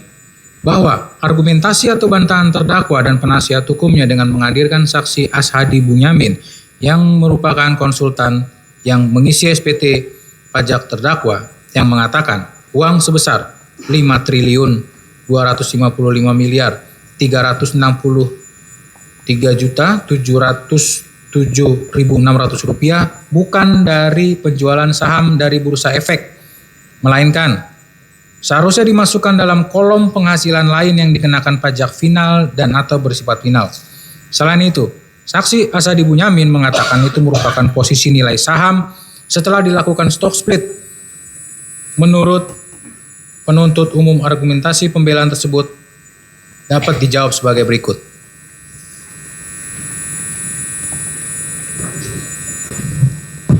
Dilanjutkan kan kami yang mulia. Izin dilanjutkan. Kedudukan saksi Ashadi Bunyamin sebagai konsultan di perusahaannya yang diberikan kontrak dengan pembayaran oleh terdakwa, sehingga walaupun saksi Ashadi Bunyamin pengalaman di bidangnya namun diragukan independensinya dalam memberikan keterangan di persidangan sebagaimana pasal 209 ayat 1 Undang-Undang Nomor 20 Tahun 2005 ulangi tahun 2025 tentang KUHP, yaitu hakim harus menilai hubungan saksi ahli dalam memberikan keterangan di persidangan. Saksi Ashadi Bunyamin mengakui hanya mengisi SPT pajak pribadi terdakwa Nadiem Anwar Makarim dan hanya berdasarkan informasi dari terdakwa dalam mengisi SPT tersebut, sehingga ketika menjelaskan mengenai stock split haruslah dikesampingkan karena data tersebut merupakan data dari aksi korporasi PT Akap atau PT Gojek Tokopedia. Selain itu di persidangan terdakwa tidak dapat menunjukkan posisi kedudukan jumlah lembar saham maupun nilai saham pada saat sebelum akan dilakukan stock split. Bahwa berdasarkan SPT pajak atas nama terdakwa Nadiem Anwar Makarim tahun 2022 yang telah diisi dalam bagian A, sumber jenis penghasilan diisi pada kolom penjualan saham di Bursa Efek sebesar 5.253.363.77.600 rupiah dengan potongan pajak PPh sebesar 26.276.815.388 rupiah yang diargumentasikan terdakwa maupun penasihat hukum belum terjadi penjualan di Bursa Efek, namun nilai saham sebesar 5.255.363.77.600 rupiah seharusnya terdakwa dapat menjelaskan terdapat di kolom harta kekayaan akhir tahun senilai saham tersebut. Bahwa fakta persidangan menunjukkan kontradiktif keadaan di mana penuntut umum menanyakan harta kekayaan yang diperoleh tahun 2022, namun terdakwa tidak dapat menjelaskan perolehan harta kekayaan tersebut bersumber dari yang sah. Pengakuan terdakwa yang mengatakan satu-satunya sumber kekayaannya berasal dari Akap atau Goto, maka secara mutatis mutandis merupakan kekayaan yang berasal dari skema fraud PT Akap dengan sumber investasi Google Asia Pasifik. Adapun harta kekayaan terdakwa yang tidak seimbang dari penghasilan yang sah karena tidak bisa terdakwa menjelaskan di persidangan adalah sebagai berikut. Tabungan BOS Bank of Singapore sebesar Rp1.279.701.676. Tabungan BOS Bank of Singapore sebesar Rp3.631.757.317. Piutang lainnya sebesar Rp500 juta. Tabungan Bank of Singapore sebesar Rp1.082.140.952. Saham investasi lainnya Planet Ocean Pte Ltd sebesar Rp57.242.200.000. Investasi lainnya di Bank of Singapore sebesar Rp36.255.464. Tabungan Bank of Singapore sebesar Rp816.488.753. Investasi lainnya di Black Pine Private Equity sebesar Rp6.429.672.000. Investasi lainnya Bank of Singapore sebesar Rp4.496.946.375.308.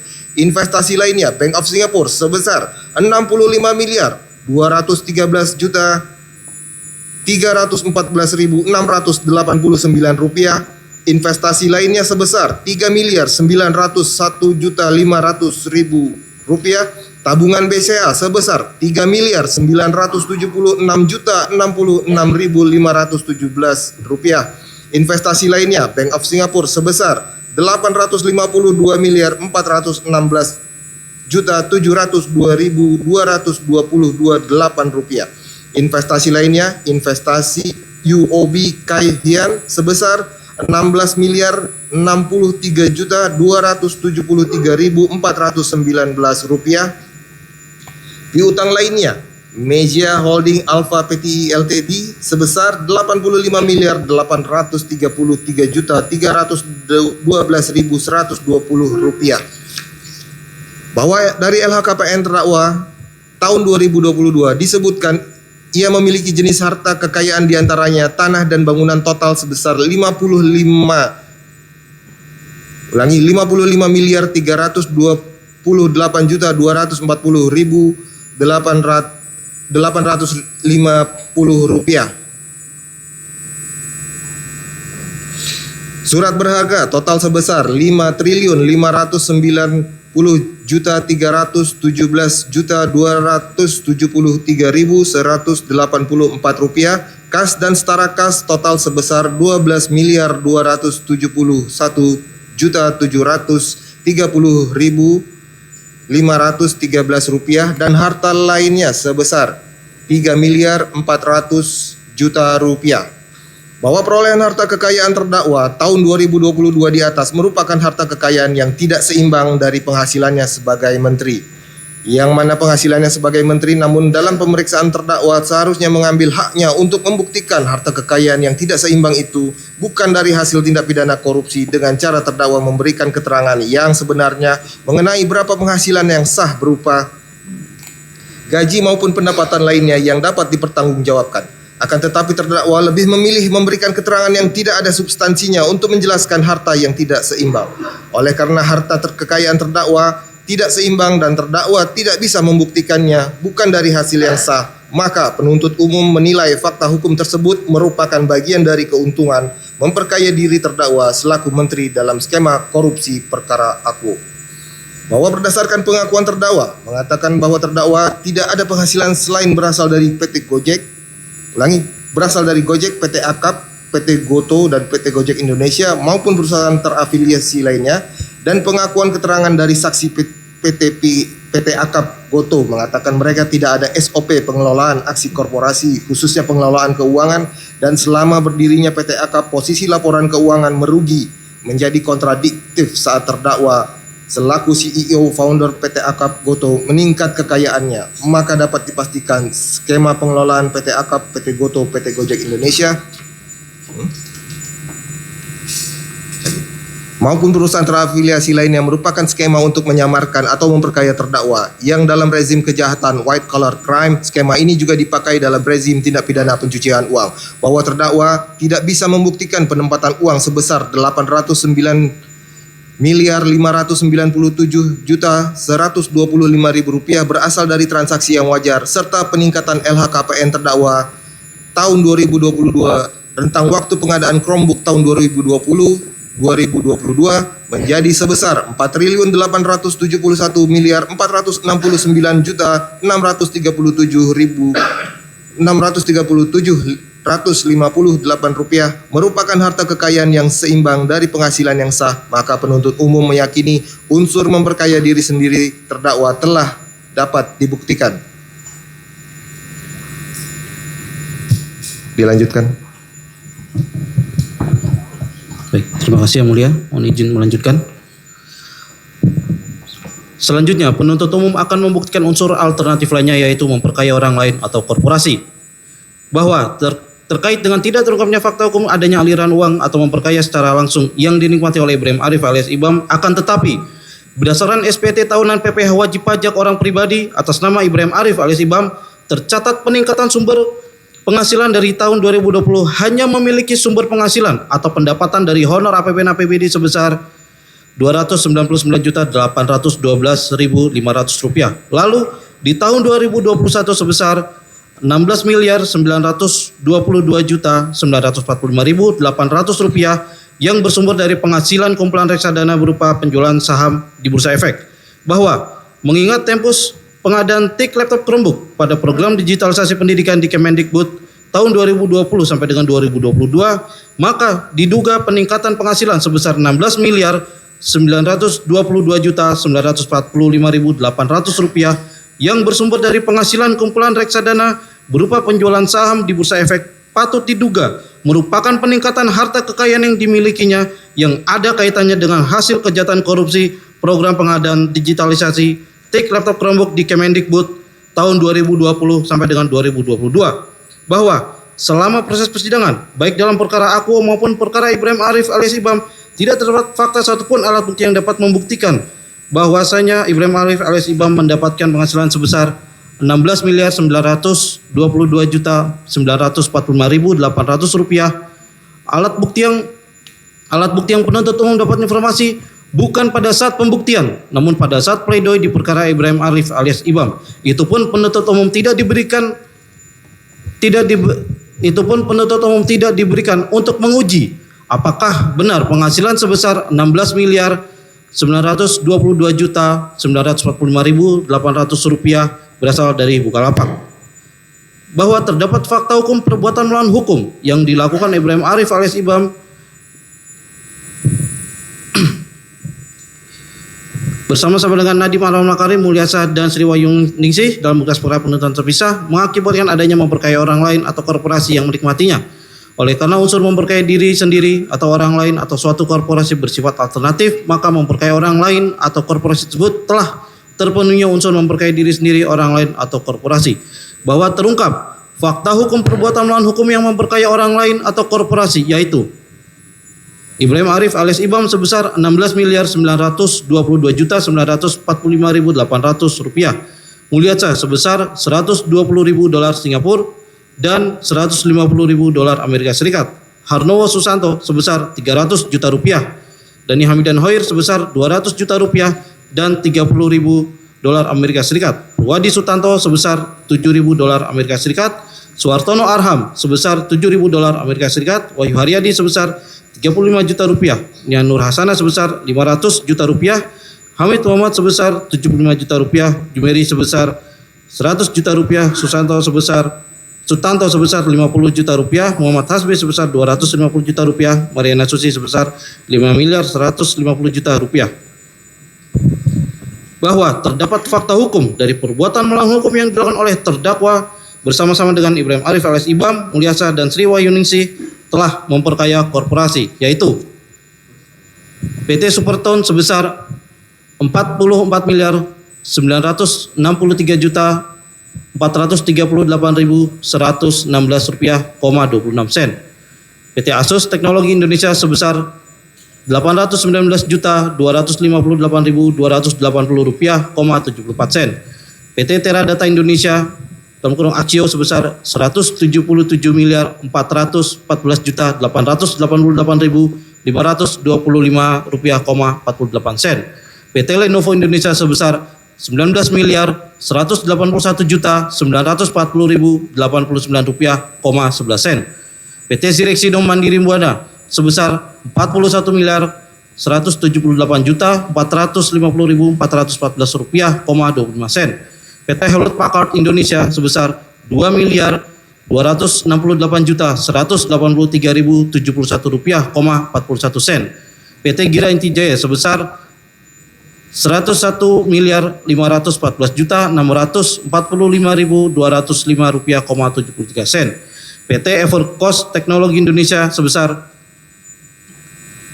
341.060.432 rupiah, 39 sen.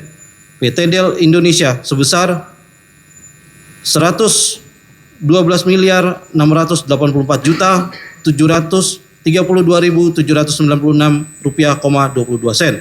PT Bangga Teknologi Indonesia sebesar 48.820.300.057 rupiah, 38 sen. PT Acer Indonesia sebesar 425.243.481 rupiah, 5 sen. PT Bhinneka Mentari Dimensi sebesar 286.739.975 rupiah, 27 sen.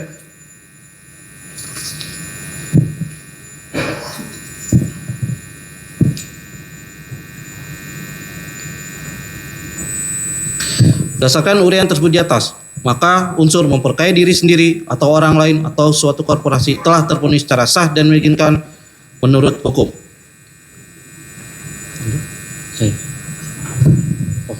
Dilanjutkan.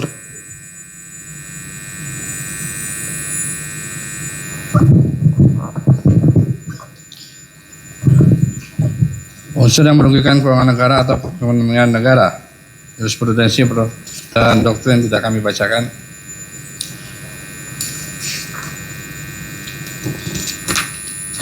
Bahwa berdasarkan doktrin jurisprudensi di atas, antara unsur yang dapat merugikan keuangan negara atau perkara negara dengan fakta-fakta hukum yang telah dibahas dalam bab analisa fakta dalam surat tuntutan ini dapat dibuktikan sebagai berikut.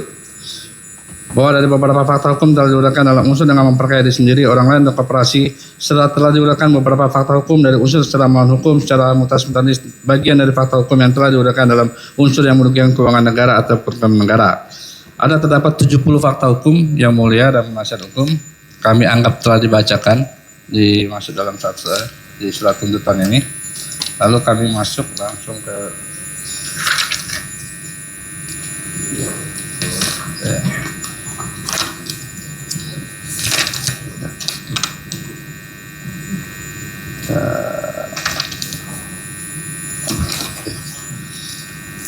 bahwa berdasarkan analisis dukungan TIK untuk sekolah dasar dan sekolah menengah pertama sebagaimana diuraikan dalam kajian akhir halaman 12 sampai 50 maupun dalam keseluruhan kajian akhir, dapat saya jelaskan bahwa device manajemen bukan merupakan kebutuhan sebagaimana diuraikan dalam kajian akhir halaman 12 sampai 50 maupun dalam keseluruhan kajian akhir, bahkan dalam kajian akhir halaman 12 sampai 50 merupakan duplikasi dari kajian awal. Dan kemudian device manajemen ini seolah-olah tiba-tiba muncul dalam halaman 130 sampai 132 dan terkesan dipaksakan serta tidak dibutuhkan.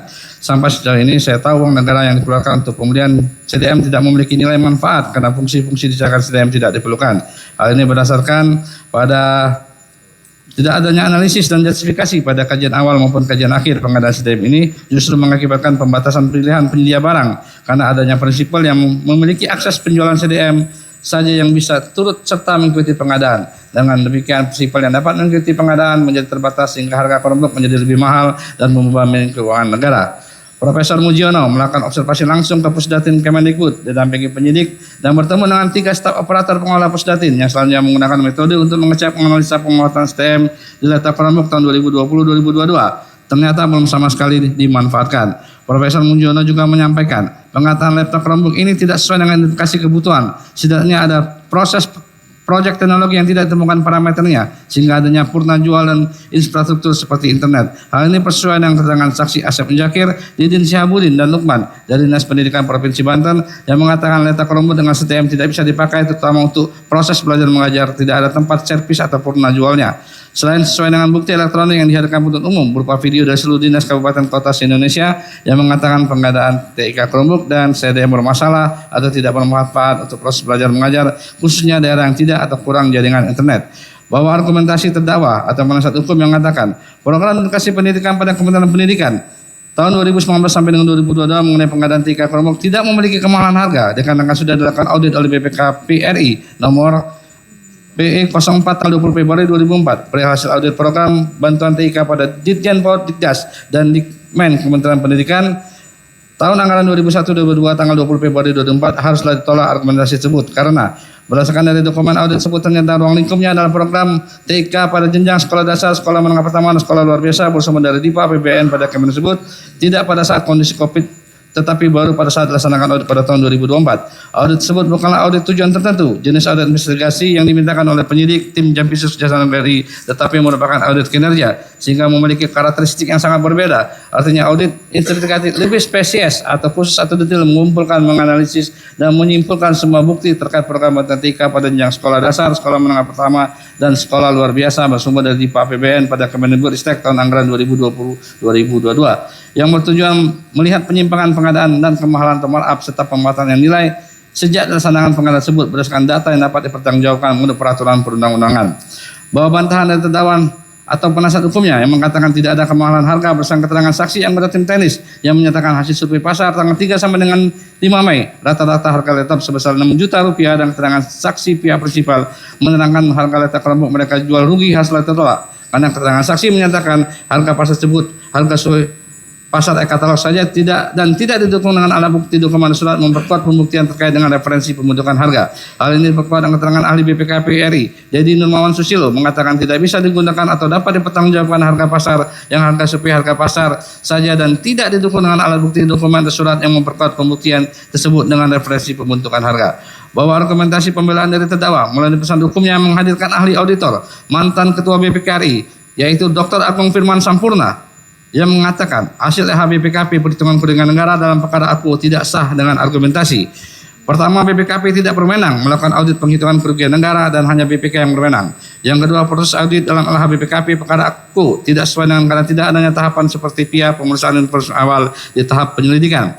Metode audit dalam LHBPKP perkara aku tidak boleh mengambil sampling. Yang keempat, tidak ditemukannya perbuatan melawan hukum dari kemahalan harga karena tidak ada persekongkolan. Terhadap argumentasi pembelaan haruslah ditolak karena penuntut umum dapat memberikan argumentasi jawaban sesuai dengan fakta sidang dan alat bukti serta best practice sebagai berikut. Pertama, dalam perkara tindak pidana korupsi sudah hampir lebih dari 100 perkara sudah ingkrah dari hasil audit investigasi kerugian negara oleh BPKP karena berdasarkan hasil rumusan rapat pleno Kamar Pidana tahun 2016 angka 6 surat edaran Mahkamah Agung nomor 4 tahun 2016 diubah berbunyi sebagai berikut.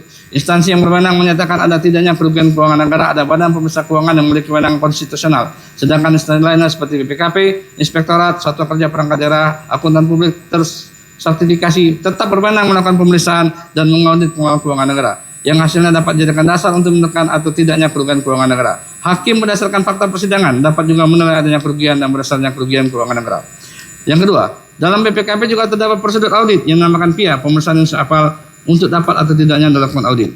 Yang ketiga, LHBPKP perkara aku tidak menggunakan sampling karena audit kerugian negara LHBPKP perkara menilai harga kewajaran dari harga batas bawah dan harga atas yang berdasarkan konflik kepentingan dan persekongkolan dalam menetapkan harga. Selanjutnya, auditor mencari harga kewajaran berdasarkan informasi semua prinsipal dan pihak rantai pasok dengan mewawancarai dan mendapatkan dokumen-dokumen seperti dokumen impor barang, harga produksi lainnya yang selanjutnya diberikan masing-masing margin sesuai dengan ketentuan peraturan perundang-undangan yang disampaikan oleh ahli LKPP sehingga kerugian negara tersebut nyata dan pasti. Selanjutnya, kerugian negara atas pemanfaatan SDM berdasarkan keterangan fakta di penyidikan dan persidangan dari data real time Pusdatin yang data tersebut tidak bisa dibohongi grafiknya sehingga terlihat pemanfaatannya hampir tidak semua dimanfaatkan untuk proses belajar mengajar sehingga mengakibatkan kerugian negara dan kerugian negara tidak meratanya anak didik mendapatkan akses pendidikan di Indonesia.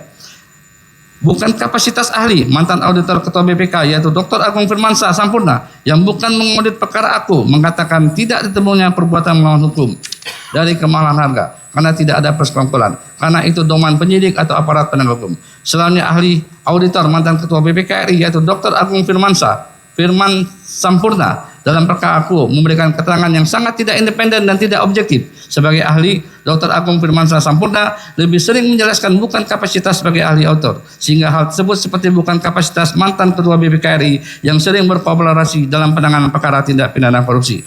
Berdasarkan uraian di atas, maka kami berpendapat yang merugikan keuangan negara atau penyelenggara dapat dibuktikan.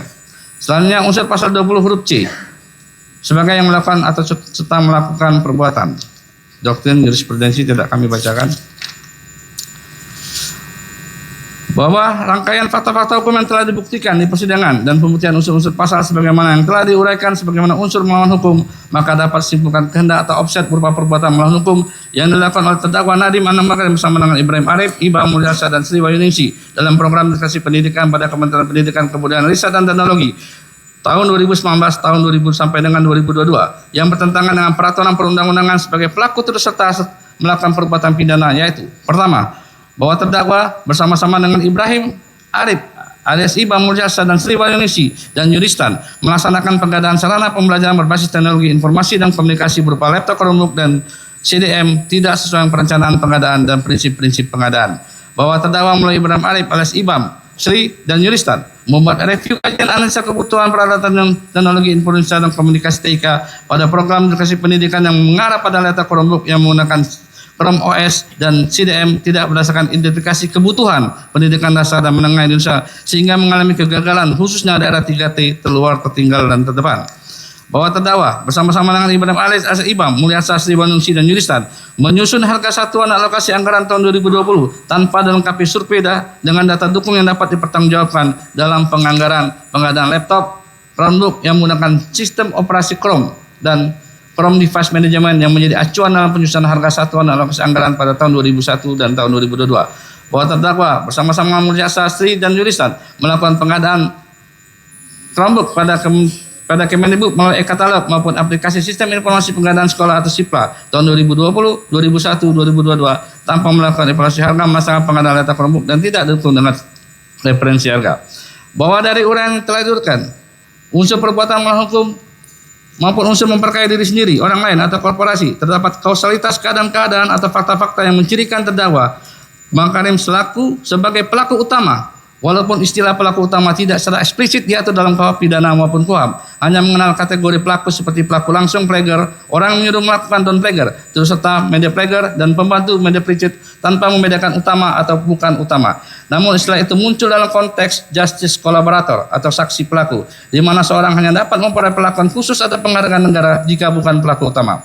Bahwa berdasarkan kriteria pelaku utama yang dapat dilihat dari jurisprudensi dengan hukum negara lain, pelaku utama dapat diidentifikasikan melalui beberapa kriteria. Di antaranya, pertama, keterlibatan langsung dan signifikan. Pelaku utama secara aktif melakukan tindak pidana atau melalui peran domain dalam pelaksanaan kejahatan. Niat jahat atau mensrea, memiliki kesadaran dan tujuan untuk melakukan tindak pidana. 3. Pengaruh atau kepemimpinan, memimpin atau mengarahkan pelaku lain dalam kejahatan. 4. Kontribusi domain terhadap tindak pidana, memberikan peran yang menentukan keberhasilan kejahatan. 5. Keuntungan yang diperoleh, mendapatkan manfaat utama dari tindak pidana. 6. Posisi dan kewenangan, memiliki otoritas yang memungkinkan pengaruh signifikan terhadap pelaksanaan kejahatan.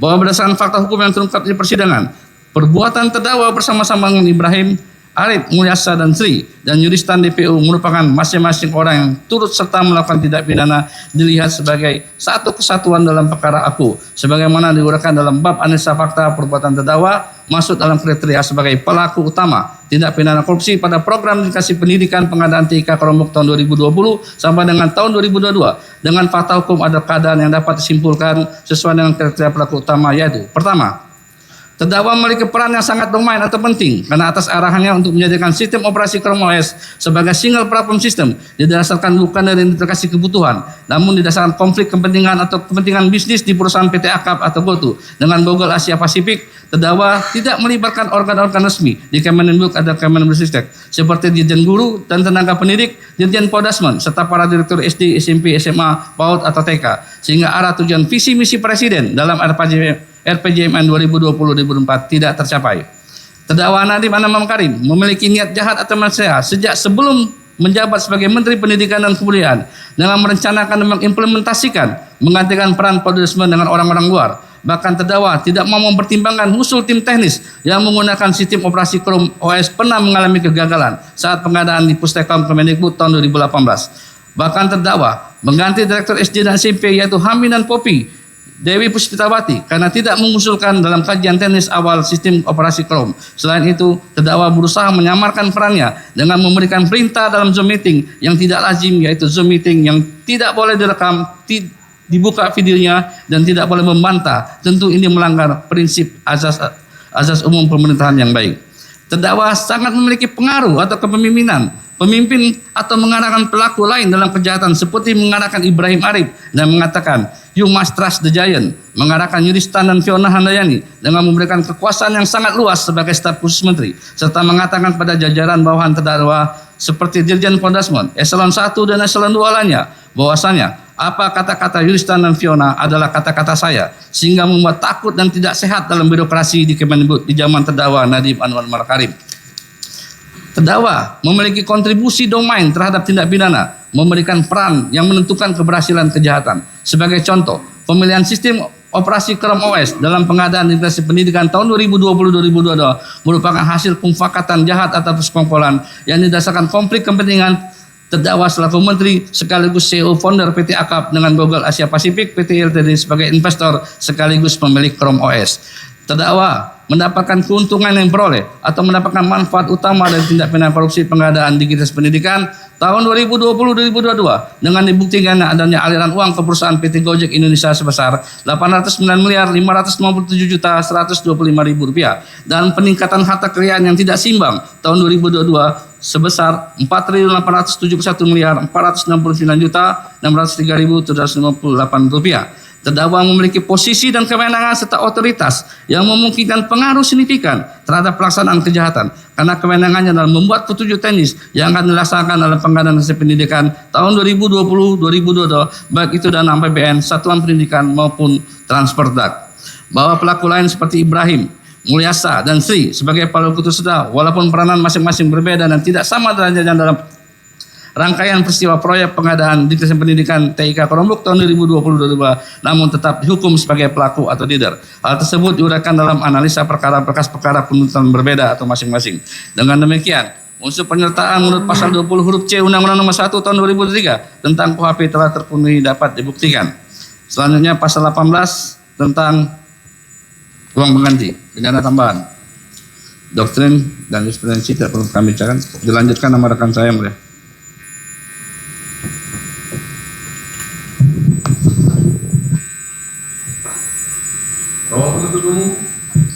Kami ulangi bahwa penuntut umum meminta kepada hakim agar dilakukan perampasan terhadap aset terdakwa ataupun yang dikuasai pihak lain yang tidak beritikat baik karena berasal atau merupakan hasil dari tindak pidana korupsi. Demikian pula terhadap aset milik terdakwa yang meskipun bukan hasil dari tindak pidana korupsi juga dapat dirampas sebagai kompensasi atas hukuman pembayaran uang pengganti yang jumlahnya sebanyak-banyaknya sama dengan harta benda yang diperoleh dari tindak pidana korupsi tersebut. Tindakan ini sesuai dengan ketentuan pasal 31 ayat 1 Piagam Konvensi PBB Anti Korupsi tahun 2003 yang telah diratifikasi dengan Undang-Undang Nomor 7 tahun 2006 tentang pengesahan United Nations Convention Against Corruption 2003. Bahwa terdapat fakta hukum dalam uraian unsur memperkaya diri sendiri, terdakwa, orang lain atau korporasi telah diuraikan secara utuh sehingga terdakwa dalam perkara aku harus dikenakan uang pengganti sebesar yang dinikmatinya yaitu sebesar 809.597.125.000 rupiah dan 4.871.469.637.150 rupiah. Mengingat itu berasal dari skema korupsi program digitalisasi laptop Chromebook di Kementerian Pendidikan tahun 2020 sampai dengan 2022. Bahwa Undang-Undang Nomor 31 Tahun 99 Junto Undang-Undang Nomor 20 Tahun 2001 tentang pemberantasan tindak pidana korupsi mengatur pembelian tempat pembuktian yang terdakwa mempunyai hak sebagaimana norma pasal 37 dan 37A Undang-Undang Nomor 30 Tahun 2000 tahun 99 Junto Undang-Undang Nomor 20 Tahun 2001 tentang pemberantasan tindak pidana korupsi, maka dalam proses persidangan terdakwa tidak dapat membuktikan tentang uang sebesar 809.597.125.000 rupiah dan sebesar 4.871.469.630.750 rupiah yang merupakan kekayaan yang tidak seimbang dengan penghasilannya atau sumber penambahan kekayaannya.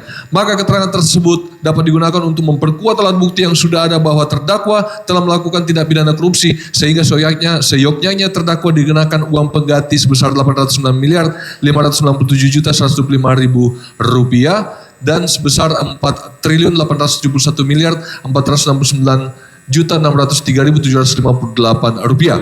Bahwa korporasi dalam hal ini para prinsipal seperti PT Superton, kemudian PT Asus, PT Teradata Indonesia, PT Lenovo, PT Sirexindo, kemudian PT Hewlett Packard atau HP, PT Gria Inti, PT Evercross, PT Dell, PT Banda Teknologi, PT Acer, dan reseller PT Bhinneka Bentara Dimensi harus dikenakan uang pengganti karena para prinsipal dan reseller tersebut merupakan pihak yang terlibat dalam skema korupsi pengadaan program digitalisasi pendidikan dengan laptop Chromebook dengan terdakwa Nadiem Anwar Makarim bersama dengan Ibrahim Arif alias Ibam, Sri Wahyuningsi dan Mulyatsa.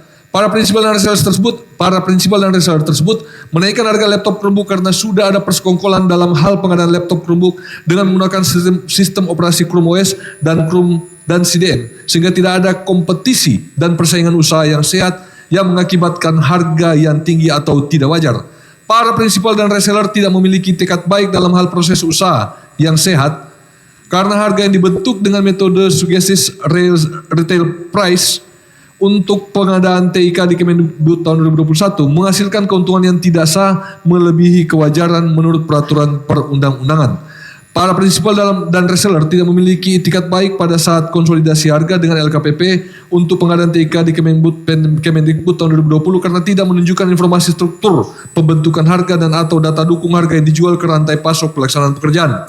Bahwa pihak yang mendapatkan keuntungan baik orang maupun korporasi telah kami uraikan sebagaimana dalam unsur sebelumnya yaitu unsur memperkaya diri sendiri atau orang lain atau korporasi, namun terdapat fakta hukum ada pengambilan uang yang dinikmati oleh pihak-pihak tersebut yaitu pertama, Mariana Susi sebesar 5.150 juta rupiah, Jumeri sebesar 100 juta rupiah, Sutanto sebesar 50 juta rupiah, Hamid Muhammad sebesar 75 juta rupiah, Wahyu Aryadi sebesar 35 juta rupiah, Muhammad Asmi sebesar 250 juta rupiah, Purwadi Sutanto sebesar 7.000 US dollar, Dani Hamidan Khair sebesar 200 juta rupiah dan sebesar 16.000 dolar USD, kemudian Nia Nurhasana sebesar 250 juta rupiah, Suartono Arham sebesar 7.000 dolar Amerika Serikat, kemudian Tejo Kusumo Raymond, Direktur PT Superton sebesar 2 miliar rupiah. Bahwa untuk pihak-pihak dikenakan untuk mengembalikan uang dari hasil tindak pidana korupsi ke negara dalam perkara ALKO, yaitu pertama, 1. Mulyatsa sebesar 120.000 USD. Ulangi. Mulyatsa sebesar 120.000 dolar Singapura dan 150.000 USD harus dirampas untuk negara. Namun terdapat fakta terungkap di persidangan Mulyatsa telah mengembalikan uang tersebut kepada penyidik sebesar 500 juta rupiah yang selanjutnya akan dikonversi dengan nilai kurs dolar saat Mulyatsa terima di tahun 2021 yaitu 1 dolar Singapura sebesar 10.500 rupiah dan 1 dolar Amerika sebesar 13.800 rupiah. Maka dari keuntungan yang Mulyatsa dengan cara menyalahgunakan kewenangan selaku KPA didapatkan sebesar 120.000 Singapura dolar dan 150.000 USD total dalam bentuk mata uang IDR atau rupiah sebesar 3.330 juta rupiah. Selanjutnya uang yang diterima tersebut selanjutnya dibagikan kepada Jumeri sebesar 350 juta rupiah, Hamid Muhammad sebesar 500 juta rupiah, dan Sutanto sebesar 200 juta rupiah. Sehingga masih ada uang pengganti yang harus dikenakan kepada Mulyatsa yaitu sebesar 2.280 juta rupiah. Harwono Sutanto sebesar 300 juta rupiah, Nian Warsana sebesar 250 juta rupiah, Superton sebesar 42.963 juta 438.116,28 sen. PT Asus Teknologi, PT Asus sebesar 819.258.280 rupiah, 74 sen. PT Teradata sebesar 177.440.888.525 rupiah, 48 sen. PT Lenovo sebesar 19.181.940.089 rupiah, 11 sen. Kemudian PT Sirexindo sebesar 41.178.450.414 rupiah, 25 sen. PT HP sebesar 2.268.183.071,41 sen. Kemudian PT Gria Inti Jaya atau Libera sebesar 101.514.645.205,73 sen. Kemudian PT Evercross sebesar 341.640.432 rupiah, 39 sen.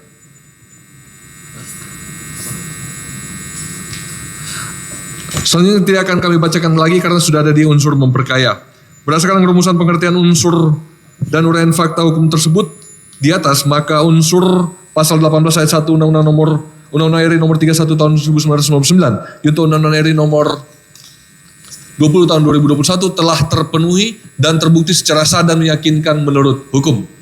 Bahwa oleh karena semua unsur dalam dakwaan primer di atas telah terpenuhi dan dapat dibuktikan menurut hukum, maka kami penuntut umum tidak perlu membuktikan lagi dakwaan subsidiar, yaitu pasal 3 untuk pasal 18 Undang-Undang nomor 31 tahun 1999 tentang pemberantasan tindak pidana korupsi, sebagaimana telah dirubah dengan Undang-Undang nomor 20 tahun 2001 tentang perubahan atas Undang-Undang nomor 31 tahun 1999 tentang pemberantasan tindak pidana korupsi.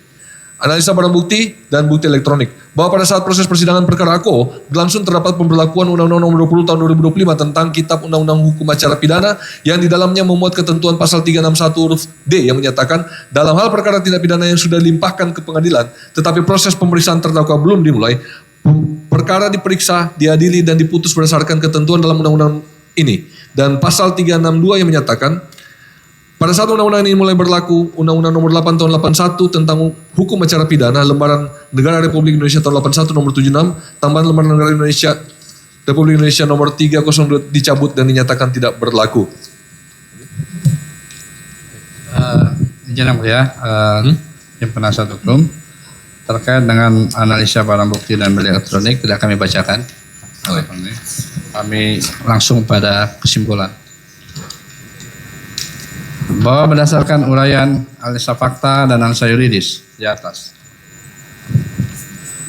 maka dapat simpulkan perbuatan terdakwa Nadiem Anwar Makarim telah memenuhi seluruh unsur sebagaimana dalam dakwaan primer pasal 603 Undang-Undang nomor 1 tahun 2023 tentang KUHP pidana, contoh pasal 18 Undang-Undang nomor 31 tahun 1999 tentang pemberantasan tindak pidana korupsi, junto Undang-Undang nomor 20 tahun 2001 tentang perubahan Undang-Undang nomor 31 tahun 99 tentang pemberantasan tindak pidana korupsi, junto lampiran 3 Undang-Undang nomor 1 tahun 2006 tentang penyesuaian pidana, junto pasal 20 huruf C Undang-Undang nomor 1 tahun 2023 tentang KUHP pidana.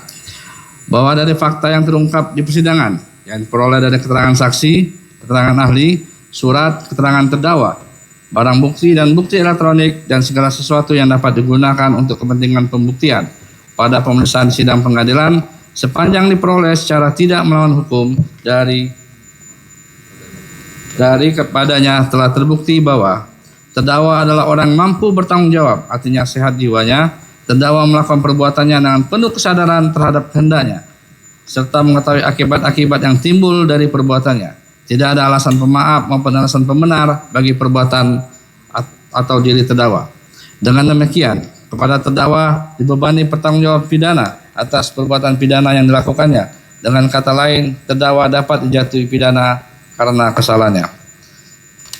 Majelis Hakim yang mulia, tim penasihat hukum yang terhormat, pengunjung sidang pengadilan yang kami muliakan.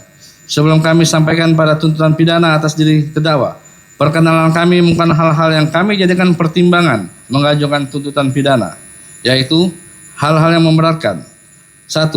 Perbuatan terdakwa tidak mendukung program pemerintah dalam penyelenggaraan negara yang bersih dan bebas dari korupsi, kolusi, dan nepotisme. 2. Perbuatan terdakwa dalam melakukan tindak pidana korupsi di bidang pendidikan yang merupakan sektor strategis pembangunan bangsa telah mengakibatkan terhambatnya kualitas pemerataan pendidikan anak-anak di Indonesia. 3. Perbuatan terdakwa bersama-sama dengan Ibrahim Arif alias Ibam, Sri Wahyuningsi, Mulyasa, dan Yudhistan DPO telah mengakibatkan kerugian keuangan negara dalam jumlah yang besar, yaitu 1.568.862.662.716,74 sen, dan kerugian keuangan negara akibat pengadaan Chrome Device Management yang tidak diperlukan dan tidak bermanfaat sebesar $44.054.426 Amerika Serikat, atau setidak-tidaknya sebesar $627.387.730 berdasarkan kurs terendah pada bulan Agustus 2020 sampai dengan Desember 2022 sebesar $14.105 untuk $1 Amerika Serikat. 4. Terdakwa dalam pelaksanaan pengadaan TIK Chromebook tahun 2020 sampai dengan tahun 2022 dengan tujuan mendapatkan keuntungan pribadi telah mengabaikan kualitas pendidikan usia dini, pendidikan dasar, dan pendidikan menengah di Indonesia, sehingga harta kekayaan terdakwa mengalami peningkatan yang tidak seimbang dengan penghasilan yang sah atau diduga dari tindak pidana korupsi sebesar Rp4.499.603.758. 5. Terdakwa berbelit dalam proses persidangan. Hal-hal yang meringankan terdakwa belum pernah dihukum.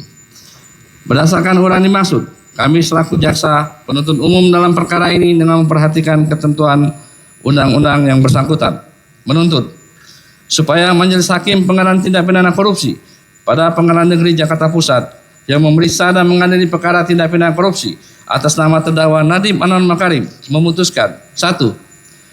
Menyatakan terdakwa Nadiem Anwar Makarim telah terbukti secara sah dan meyakinkan bersalah melakukan tindak pidana korupsi yang dilakukan secara bersama-sama sebagaimana diatur dan diancam pidana dalam pasal 603 Undang-Undang Nomor 1 Tahun 2023 tentang Kuhap Pidana, junto pasal 18 Undang-Undang Nomor 31 Tahun 1999 tentang Pemberantasan Tindak Pidana Korupsi, junto Undang-Undang Nomor 20 Tahun 2001 tentang perubahan Undang-Undang Nomor 31 Tahun 1999 tentang Pemberantasan Tindak Pidana Korupsi, junto pasal 20 huruf C Undang-Undang Nomor 1 Tahun 2023 tentang Kuhap Pidana.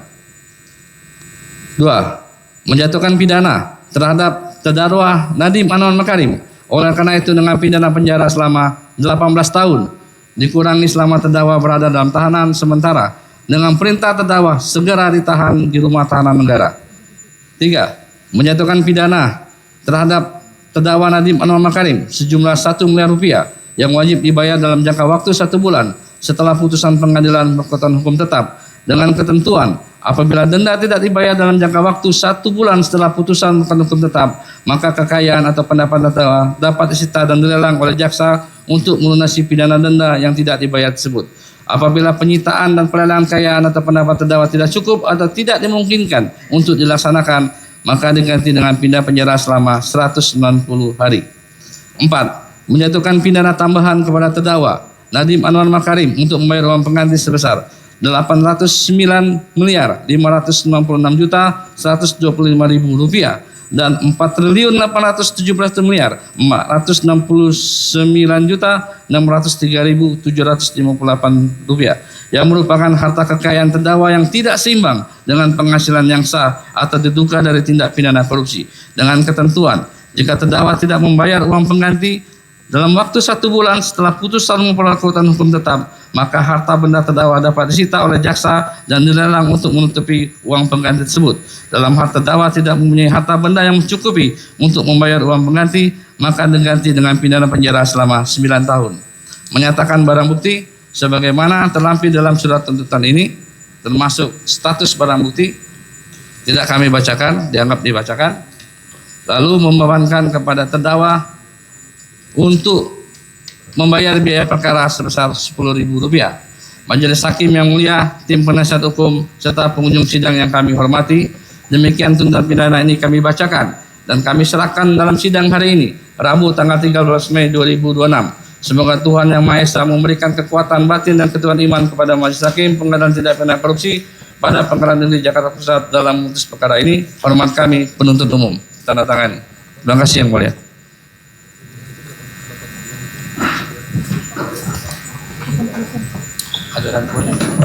Baik, silakan diserahkan.